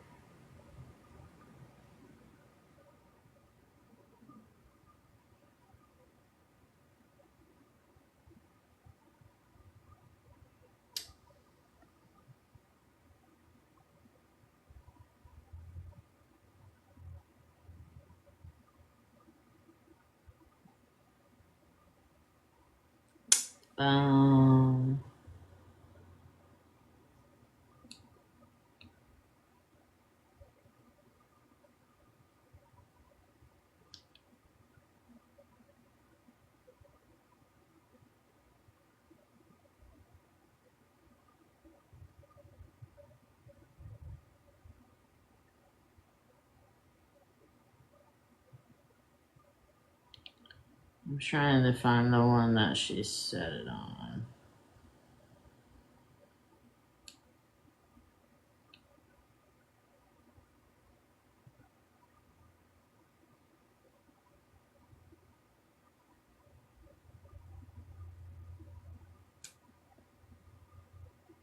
Getting the videos ready now. Which videos?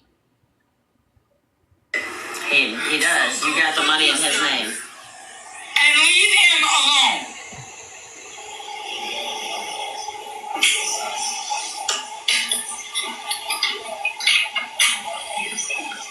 You are terrible people. And for the person who said, oh, she's cracking, you should go get fucked too. That you find that this is an acceptable point to hurt somebody to this point. You should have took money He was my son. from people that you made. They lost children too, and they donated. Dying fucking body. For me to prove to you that he died. Nobody's asking for that. You're a liar. We're asking for the money that you put in his name. So see what I'm saying? She tries to make it out that someone's being mean to her. Bitch, you did that on purpose to scam to get the money. You find acceptable for yourselves? Fuck you.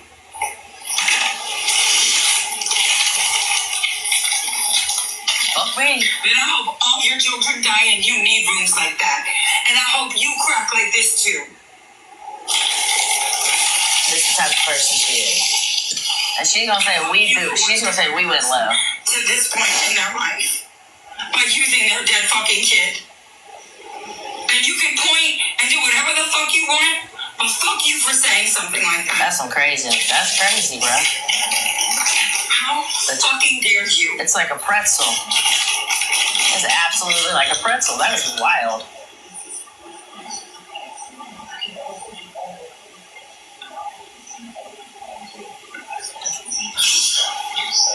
And I don't care, and I don't take it back. Yeah.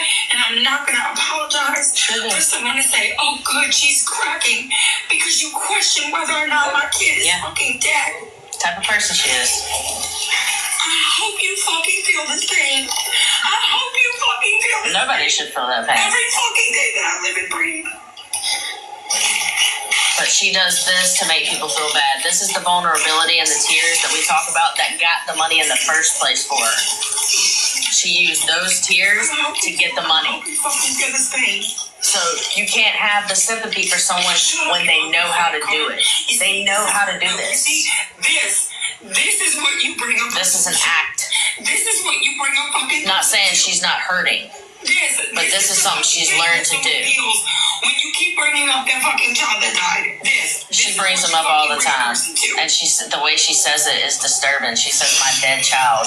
That is the most disturbing way to say it. That is so disturbing. That is off to me. Fucking proud of yourselves. That this is the point that you brought a person to tonight. I hope you are, and he has nothing to do with it. Do we have the... My child, what would make... do we have the Oliver...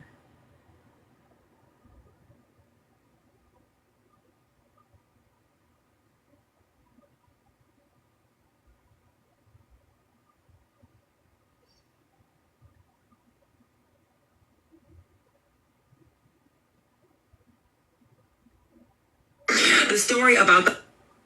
I don't think I have the Oliver one on there.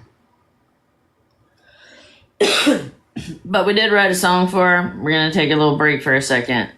Let me go see where my wife is and hear the song that we wrote for her. This is Olive Chauvin's, this is her motto song. This is what she tells us anytime we ask her for any answers on the scams that she's committed. Let me go find my wife real quick. I'll be right back. It's not your business. It's not your business. Is this your business? It's not your business. How is that your business? It's only my business. Wah, wah, wah. You're so dense, I'd never wanna be you. Wah, wah, wah. Don't talk about my kids, I'll sleep with who I want to. I'm a great person, please donate. I'm the best teacher, please donate. Don't bully me, please donate. Aren't I a saint? Please donate. Okay. Fuck you, screw you. I wish terrible things for you. Okay. Fuck off, get fucked. Do you wanna fuck? Time out for real. Stop hitting on anything with lady parts. You're giving creepy straight man energy and no one's impressed. Is that your business? You look dumb. Is this your business? I love my son. How is that your business? Got reported, gotta get back on. Is that your business?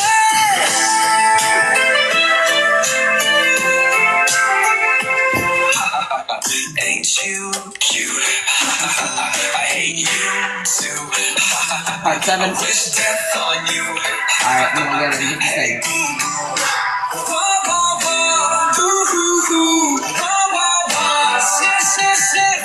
Is that your business? None of your business. Is this your business? None of your business. How is that your business? Alright, sounds good.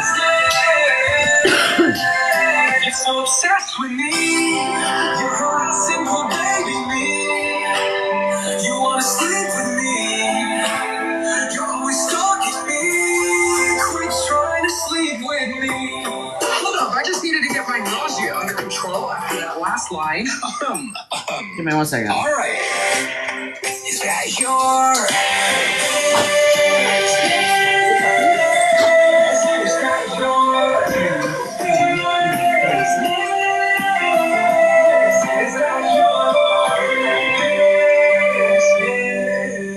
Please donate. God bless. Fuck your kids. I would never say that. Alright. Part 7. So let's look at that one. One motherfucking thing about...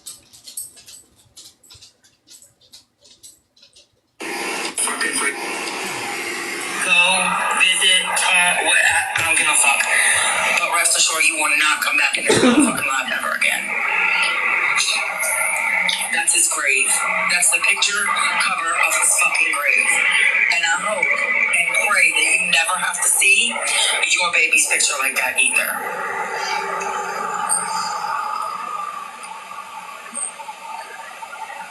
But Mom of Oliver, just to let you know, Oliver's died.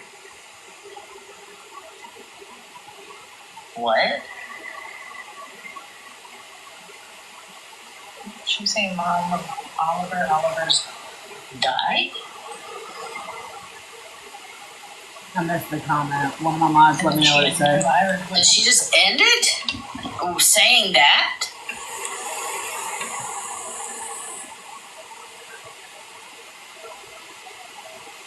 I just saw more. Alright, so we're gonna have a lot of trolls coming in, guys.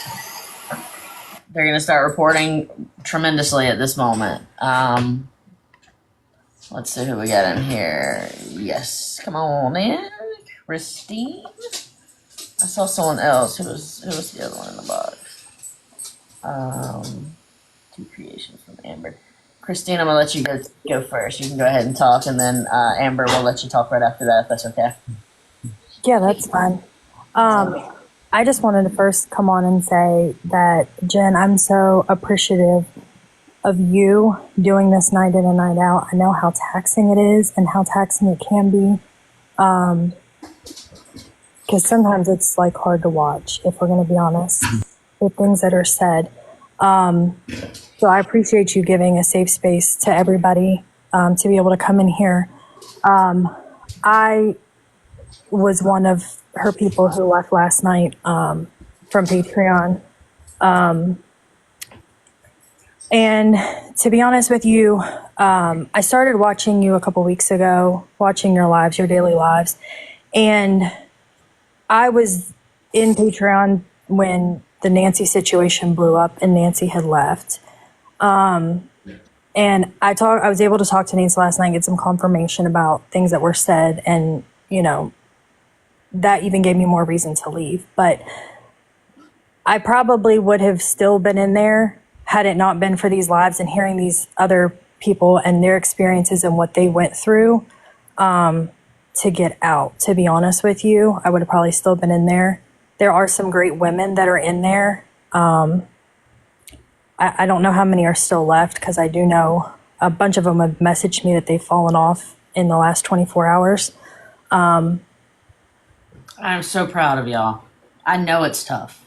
I know it's tough to hear it and then have to jumble all of this together and see the flags out of nowhere, you know, and you're like, oh, I should have seen it, but she is really good at hiding it. Like I told Nancy tonight, I said, I ignored red flags just like I did with my ex-husband, and look where that got me. Like, you know. Over 70. I really had sympathy for her. I came in when the whole Mississippi Queen thing happened. That's how I even found out about Ashley. And I started, like you said, going over to her lives, seeing her charisma. She can be fun. She can be entertaining. She can, you know, I don't think anybody can deny that. Right. Hilarious. You fall in love with her personality. And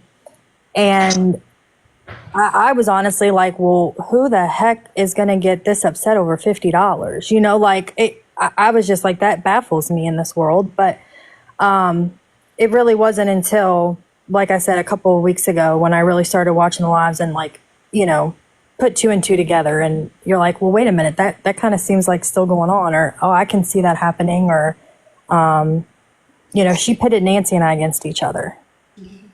So, but anyway, I just wanted to come on here and say thank you for giving everybody a safe space to be able to talk. And I understand and I know it's taxing, but I know there are people that really do appreciate it. Well, I appreciate you, and that's why we do it, is so you will. We just don't want any more victims. You know, like I say in all of these, there's cases that's going on in the background. At this point, it is awareness. It is trying to make sure that we do cut that financial lifeline that she has got from all of these followers that believe that she truly will protect them and cares about them. And she doesn't. She does not. So at this point, it's awareness. I really appreciate you coming up here and saying this. It's hard, and I'm proud of you and each and every woman that has come forward with your stories, because I know it's tough. Well, I appreciate it. And Jennifer, I was in Patreon with Dory, but I don't recall that conversation about Mississippi Queen and her son. So I might not have been in that specific Zoom, but me and Dory came in around the same time. So anyway, thank you. Y'all have a good night. Thank you, Christine. Amber. Okay, so it's not me that has anything to say, but it's my husband, because he went through the loss of a child. So I'm sorry. So what irritates me about this whole situation? Number one, she's scum. First and foremost. Well, you don't go pulling a pity party and scamming people out of something like that. I was 22 when I lost my son, and I was not out at 12 days old, mind you, that my first ever kid. And I'm not out here scamming people like that. Like, if people like this are so, evil and crap like that, why don't they use it for a good thing and actually use an honor? Like, I don't know. Like, it just, and hearing about the whole situation has me so peeved off, and I feel so sorry for the victims. But it's not sitting right with me how she's using her dead son as a pawn just to scam people. Absolutely. Like, you don't do that crap. Like that, and it has me over here shaking because it's that's traumatic for you to go through it again. It makes you relive that, and then you think about your child. Exactly. And and the fact that we've been sitting here listening to everybody for the last week, but I've been watching way longer, so. But like, I know it doesn't really pertain to that, but it has me over here shaking because it blows my mind how people can be scummy like that. I agree. I don't know how you could use anybody, especially a child, to financially gain. I don't understand it. Karma is a bitch. Sorry, I don't know if I'm allowed to cuss. I'm on 18 older. Go right ahead. Karma is a bitch, and I hope it bites her so hard. And thank you for sharing your story as well. My heart goes out to you. I could only imagine. I say this, that's something I've never been through, and I couldn't imagine the pain that you've went through, and I know it never goes away. So thank you. It does not, but it gets better. Our boy didn't have a chance. He was well and healthy up until he was born. And then he lasted 12 days. Hugs go out to you. Exactly. You have so many people in this chat that just send every bit of positive vibes for the rest of your life for having to endure something like that. Thank you so much. And I hope this woman gets justice served. Yeah, the hammer. That's right. Thank you so much. I appreciate y'all. Right, I'm gonna take y'all down. Nancy, they are. Wait, we got someone else. Oh, what's up, Susie? Come on in. Nancy, a lot of people want to hear your story again if you are willing to. I know it's you have to tell it every day, so that's up to you. Susie, go right ahead. My story? No, they want to know Nancy's story. Okay. I was like, wait a minute. I didn't think that's what I was up here for. I got a message not too long ago from someone. I'm going to leave them anonymous. But it seems that Ashley's brother-in-law is running for Gretna City Council District 4. He was approved to run. He has a public Facebook page, Vote Randy Carr for Gretna City Council. I'm going to show y'all the page. Just keep going. You can keep talking. Oh, okay. So again, this is just another way that she can and will use her connections in the city.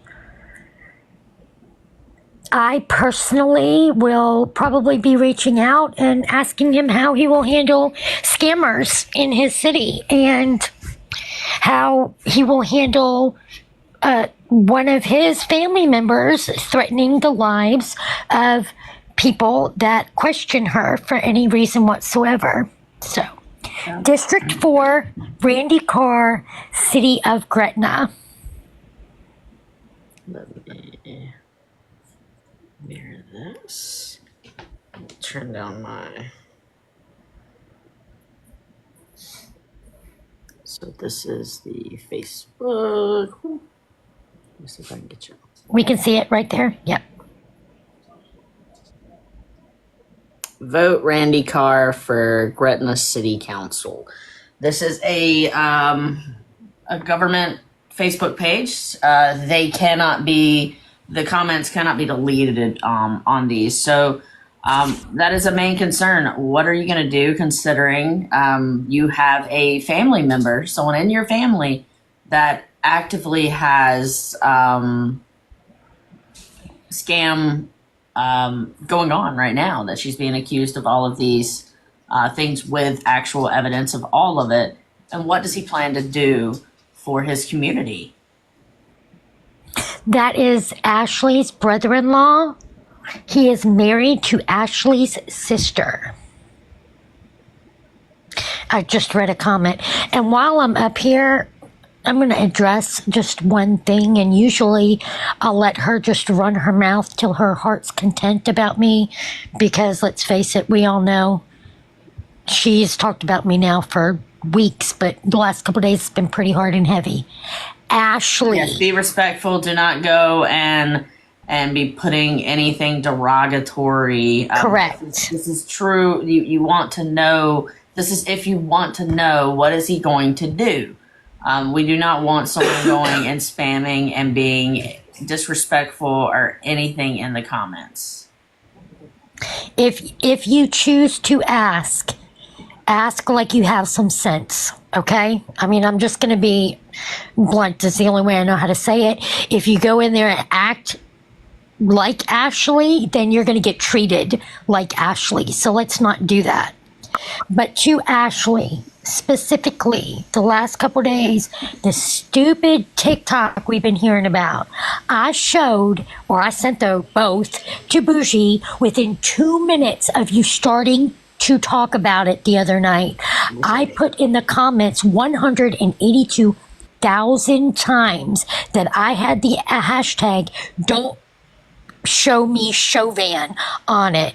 Nobody lied. Nobody tried to get away with something. It is so fucking ridiculous to me that out of all the accusations that you have going on right now, you want to focus on a freaking hashtag. It's stupid. Stop it. Don't show me Chauvin is the hashtag. Only because she kept doing hashtags of "Don't be a Susan."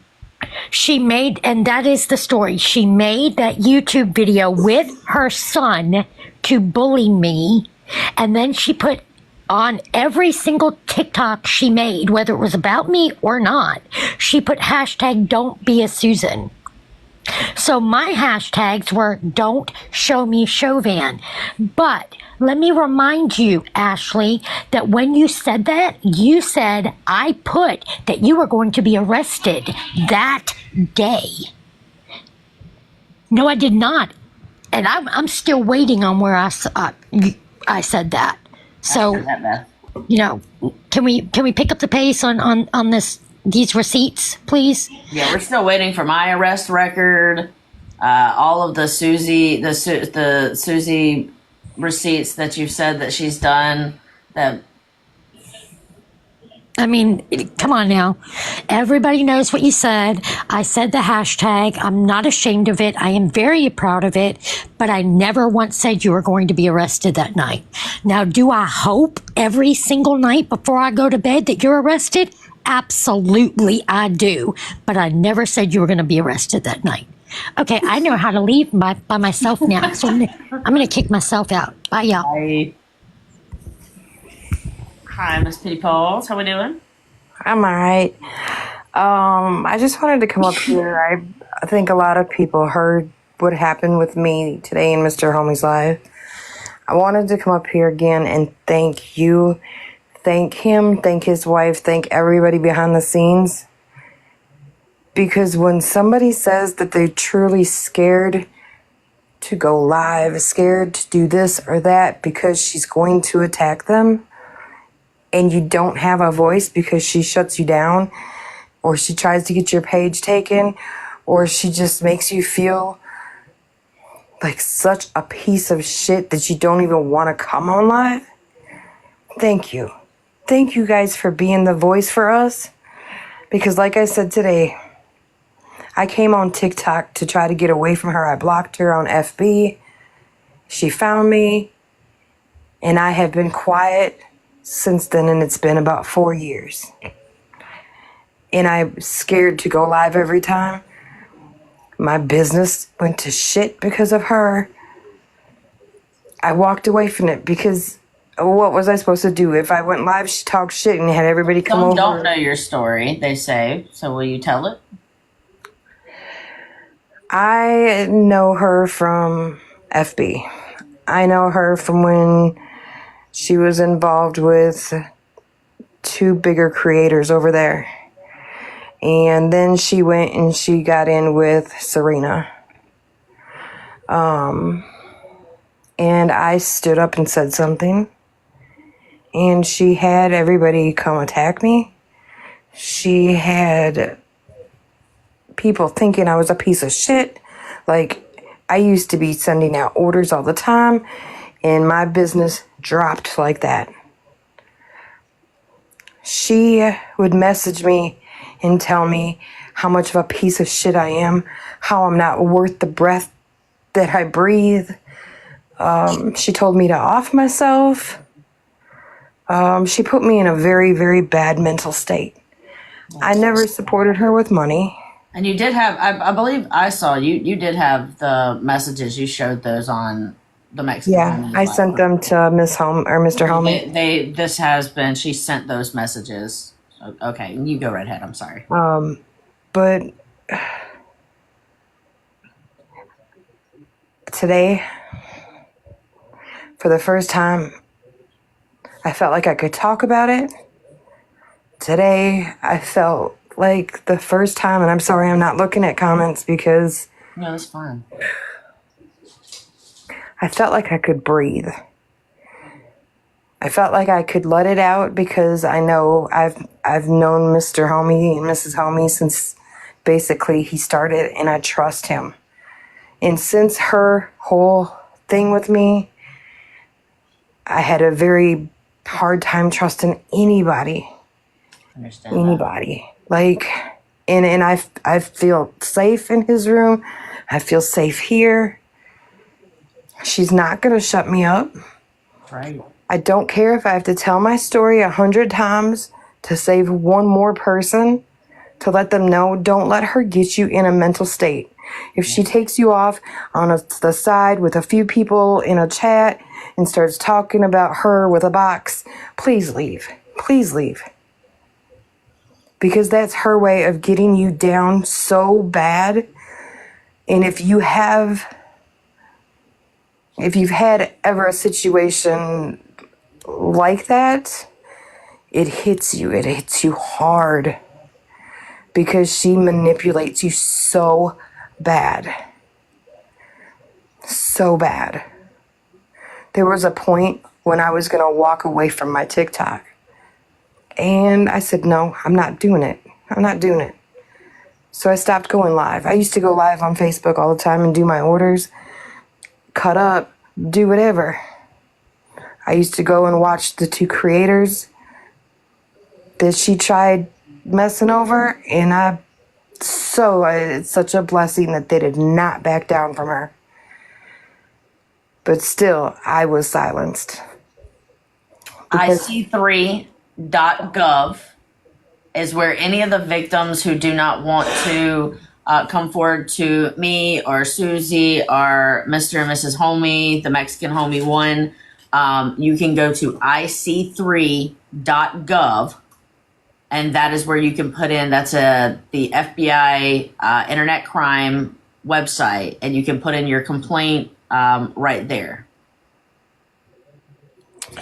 And Laura, I see your comment, and I'm not. Like I said, today was the first day I felt like I could breathe. Like I could tell my story and let it out. If it helps one person to reach out and talk to somebody, if she puts them in that mental state, it's worth it. Absolutely. It's worth it because everybody matters. Nobody's a piece of shit. That's right. Every breath you take, you're worth it. You're worth it. Please, if you need help with, talk to somebody, reach out. Bougie, Mrs. Homie, Mr. Homie, KK's in there. Reach out. Thank Please you. don't be silenced like I was, because she is not worth it. She will make you feel like you're her good friend, and that's when the manipulation starts. Don't do it. Don't be like me and just sit back and let her ruin every good opportunity that you had. These two cups. You gonna build it from here because you got a team. You got a team behind you. These 2 cups in my profile picture, I've kept up because these were the 2 last cups that I made. And that's when she silenced me. And I could never take it down because I was proud of them. But she made me feel like I was a piece of shit and not worth it. But I said one day I'll be able to stand up and maybe help one person. And today was that day where I was able to breathe. I trust you guys. I'm so proud of you. And please don't let her manipulate you and silence you, because you're worth more than that. And that's right. It's time to replace them with new ones. It's time to start moving forward. I showed my work stuff today. Today's your day. And right now my work stuff is thrown in 2 piles in a room. All my turners, my printers, my everything is just thrown in a corner. And I walked away, and I've made a couple of bows here and there for my granddaughter. That's about it. We're gonna finish it. You can breathe now. Yeah. And that's why I say the work that you guys put in, I appreciate you. And don't ever think that you're not appreciated, because you are so appreciative of what you do. And you stand up for ones that don't have a voice. And just know that you were able to, and Mr. Homie was able to, and Mrs. Homie, you were able to give breath back to somebody that couldn't fucking breathe. Thank you. Today, I could breathe. And I felt like I wasn't able to be touched by her. Because if she does, I know I can go to one of you, and it ain't gonna happen. No, we got you. It stops today. So anybody in here that thinks you're her friend, think again. Because you're just a piece of her chest on her chessboard. And if you're questioning that if you leave you won't have a community anymore, you will. You will have a community. Yeah. I just wanted to come up and say how much I appreciate you guys on the work you do. And just thank you for being the voice. Thank you. Like, I can't say it enough. All day today, I've just been thanking God that He has given you guys the strength to do this, for the ones that hadn't had the strength, that are going to get their strength back. We have a massive team that is working in the background. They have been doing this for years. Ashley and Susie and them, they have been doing this for years. There's so many others that are working in the background, and they have been doing this for such a long time. So y'all just see our face, and we do a lot of the work as well. I'm not saying that we're not, but we have people who have been doing this for years. Yep. Everybody that's involved. All of the gratitude that they've put in and dealt with through the years to do this. Yeah, every single person that is involved in helping on this, like, you are somebody and you're changing people's lives and you don't even know it. Like, I'm not gonna lie and say that I'm not still have a little bit of fear in me that she's gonna come after me and say all this shit, get my page taken down. Yeah, that's still there. It's still there. I know. But I can breathe. And that's my first step. Like, I don't care. Take my page. I'll make another one. I don't care. Say shit if you want. I don't care. Because I know what comes out of her mouth is vile and it's not true. We got you. She can't come after all of us. There's too many of us now. And that's what we needed. That's what we've needed this entire time, is to have a community and build a community that is going to surround the victims and be that force field around them. And that's what we need. And that's what we're building. We've got Mr. and Mrs. Homie that have started helping us as well. And we have them that's coming over, their team. There is so many people that's in here that are not victims of Ashley Chauvin, but there are so many in here that are.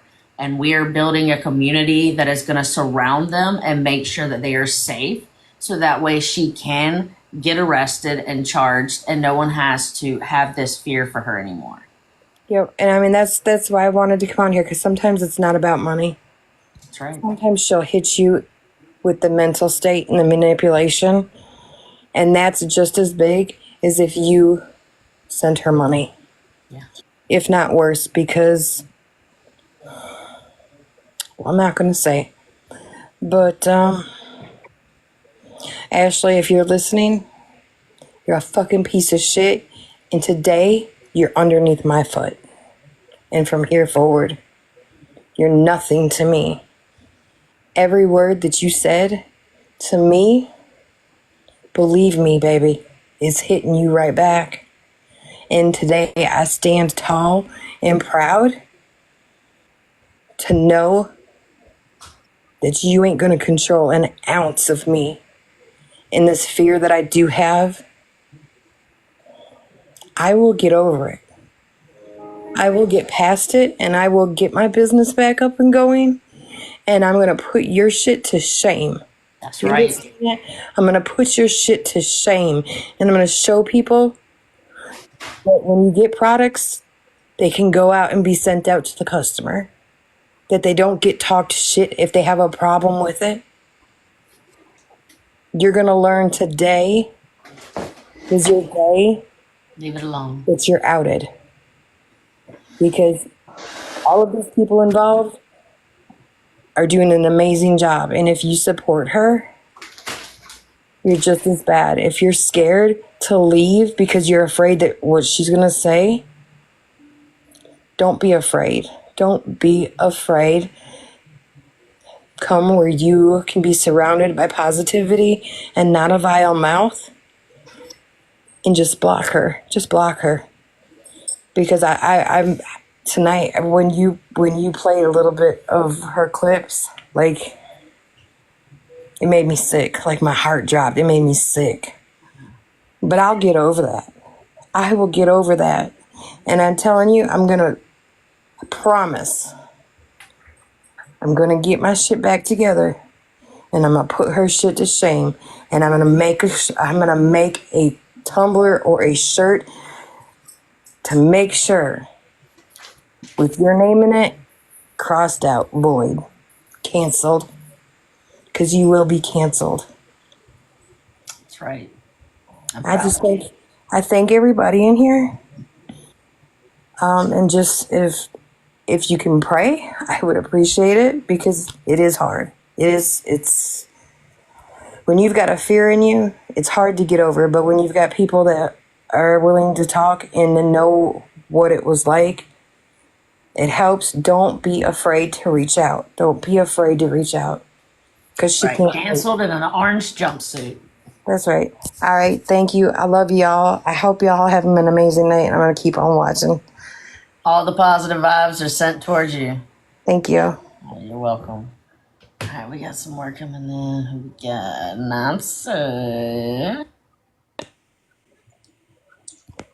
Hello, love.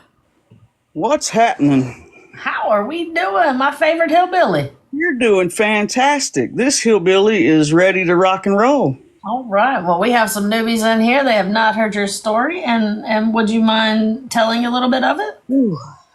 Where do I start?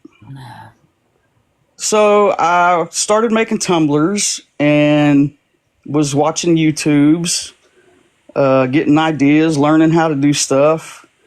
Ashley's page kept popping up, and I went past it for a long time, months. I went past it, and then finally decided to watch. And I thought she was funny.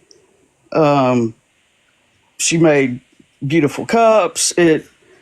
So I just started watching her. Then I joined her Facebook page. Everybody had a good time. It wasn't all this stuff like it is on TikTok. She and I started talking. My wife and I were going through some hard times. I had asked her for a divorce. Ashley talked to me a lot and very sincerely. I mean, she can be very charismatic. Very.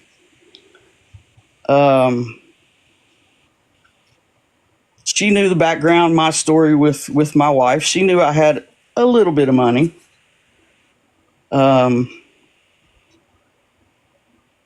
she started calling. We talked to each other, and things went into a relationship situation.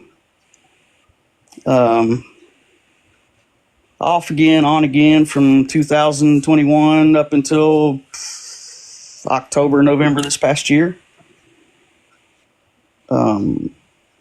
I bought gifts for her wife, her kid. This isn't Mildred. This is Nancy. Her students, DoorDash. I loaned her money. Luke's She said tuition. I'm sorry. Luke's tuition for $4,500. Luke's tuition, Luke's camp, Luke's bed, Luke's a lot of stuff.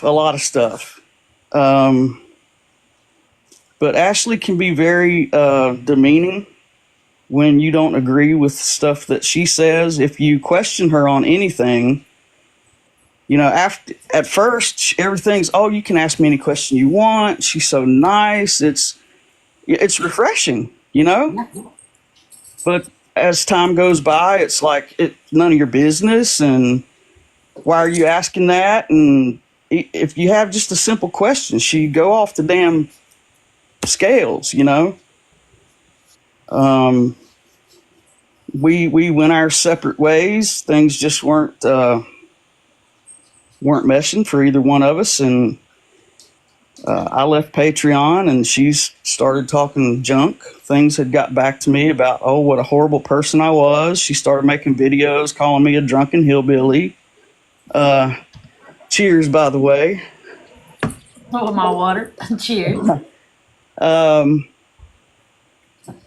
She told everybody we were never in a relationship, which I proved that. I sent stuff to Susie and to Bougie, and she showed it.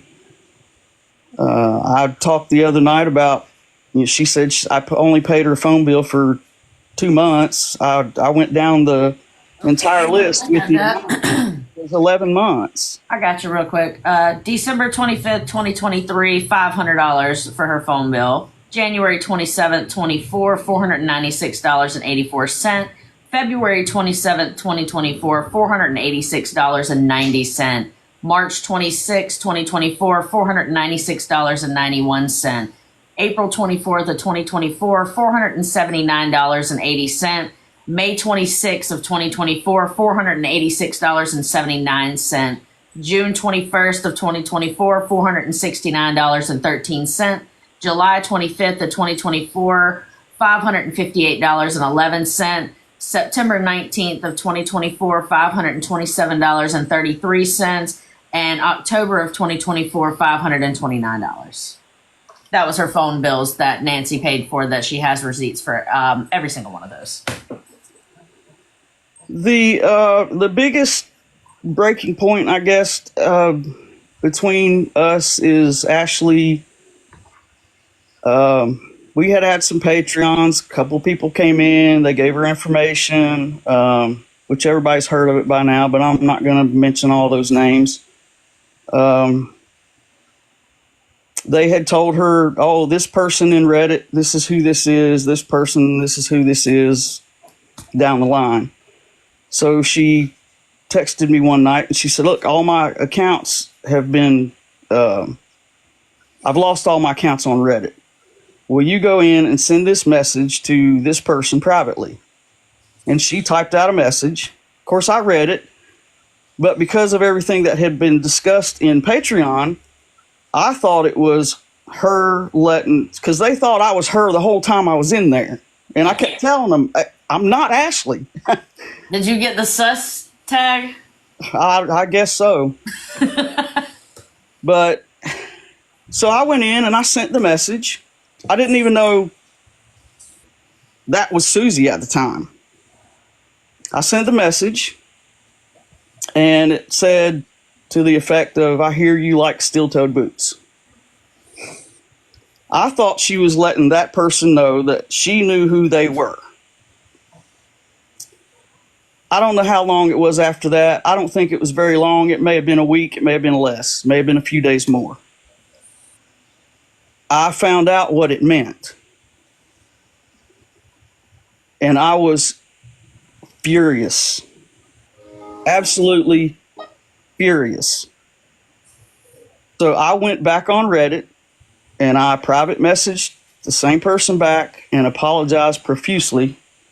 I said, that is not me. If I had known what that meant, I would have never said it. I am so sorry. That is just not who I am, and in no way in hell would I have ever said that. And I'm pissed. And I'm gonna stop you real quick. A lot of y'all don't know. I will tell you a little bit. Someone was had a domestic violence, and there was boots, steel-toe boots, that was used in that incident, and that's what it was in reference to. And Nancy had no idea what the reference to steel-toe boots meant, but it was a very bad domestic violence incident that happened. Go right ahead. But no, I apologized, and I meant it wholeheartedly. When Ashley saw that they had posted the apology on the page from our private text, she flew off the deep end. What the hell did you go do that for? I'm not sorry for it. I said, but that was my apology to give, because I would never say that to somebody. So you don't get to tell me whether I can apologize or not. And things from then on just kind of started. It was back and forth, more off than on. And we ended up in a hollering match one night. And, well, not really. I mean, she texts in full caps, so you know she's wanting to scream at you. And, of course, I give it right back, because I'm not afraid of her. She had said at one point, I've told everybody, don't go against me, don't go against me. I said, Ashley, I am not afraid of you. I'm not. So we just kind of went our separate ways, and we were texting one day. I told her, I said, look, the only thing we have left to talk about is the money you owe me. I said, I don't want any of the gift money back. Those were gifts. But what you have borrowed in attorney's fees, phone bills, Luke's summer camp, just different things. Cups I never got that I paid for, raffles she had that the stuff was never sent out. And she was pissed. Fine, I'll go to every bank in the city and see if I can get a loan, pay you your damn money back. We'll set up through the bank so we don't ever have to talk again. I said, that's fine with me. Well, then she blocked me on Facebook, TikTok, left her Patreon open. She said, oh, you can still come in Patreon. I said, why the hell would I want to come in Patreon? I can't even get in your live on a free platform. No, I'm not going to pay to do that. Forget it. Yeah. So, of course, that led into another little argument, and everything was blocked on all of that. I left Patreon. I did text her. I don't know how long it was after that. It might have been a couple of days, might have been a week. I said, who's your attorney? And I said, I want my money back. You know, you owe me this amount of money. I had sent it to her in an email. She had it, which over $10,000. So she said, I'll have my attorney draw up a payment plan. I said, fine. Well, a week went by, or however, it was about a week, I guess. I texted her back on her phone, because that's the only communication we had open at the time, was on our cell phones, not through a platform. I said, have you talked to your attorney? What's your attorney's name? And she started typing, don't contact me, stop harassing me. And I said, all I want is your attorney's name. I'm not harassing you. Don't contact me. Stop harassing me. And that went on several times, 5 or 6 times. I'm starting to get scared of you. I'm going to go to the police if you don't stop. And she even made comments online that she went to the police and filed out a police report. But then a day or two after that, she proceeded to go on her TikTok and talk shit about me for a good 10 minutes, that I'm nothing but a liar. I was mean to her. I was jealous. I wasn't anything but a drunken hillbilly. Get you another 6-pack. I mean, it was on and on for 10 minutes. And I texted her back on the phone. I said, stop talking about me. And she said, don't contact me and don't harass me. Well, I just blocked her at that point. Which, if she had went and filled out police reports, that invalidated them as soon as she started talking shit about me. But we haven't had any contact personally with each other since then. I came on Boozy. First time I came on Boozy's Live, I was pissed. I was taking up for Ashley. I was pissed. I believed all her bullshit. Yeah, we were. Somebody said that they wanted to know about the fuck you Bougie. She was just then coming out of it and realizing. I mean, it's a lot when you've been apart for years. Yeah. So I do not hold that against her. She has apologized for that. That wasn't even necessary. I completely understand how she felt at that time. And we have since, we're way past that. I love Nancy to death. I think she is an amazing person, and she has completely been open about everything that she's done and honest about everything. I absolutely have. That is my character. And that is amazing. I've never had that. So thank y'all so much for that. That is. But then I came back in Bougie's, I don't know if it's the next night or like a couple of nights later, and started telling my story. It's hard to get up here and tell a story when you've been through the love bombing, the emotional trauma, the rage baiting, oh, I love you and I want you in my life forever, and back and forth and sending money, and all those gifts and stuff I did out of the goodness of my heart. We don't live in the same state. And that was my way of doting on her. Yes, they did meet in person. They were in a relationship. Yes, we did. We met at the 2023 convention. Then we spent a week in North Carolina. I flew her and her son over there. She has told the story that the only reason she invited her mom and one of the other people that's in the group is because she was afraid to be there by herself with me, because I was a raging drunk and I was jealous and didn't want her talking to anyone. But okay, let's make that make sense. If I was such a horrible ass person that you were afraid of, why come in the first place? And why bring your child with you? Where did she sleep? She slept in my bed with me. And did y'all have Yes, the entire week. But she was so worried. She was so afraid of me. But they were having relations the entire week. And then She brought her child there, and yes, she is married, been married for 20 plus years. And Nancy was under the impression that she was in a poly relationship, and that it was okay, that there was an open poly relationship.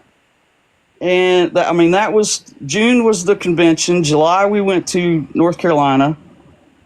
The end of October, she invited me down to her house. She said, "Hey, Kat said you don't have to get a hotel, just come stay here."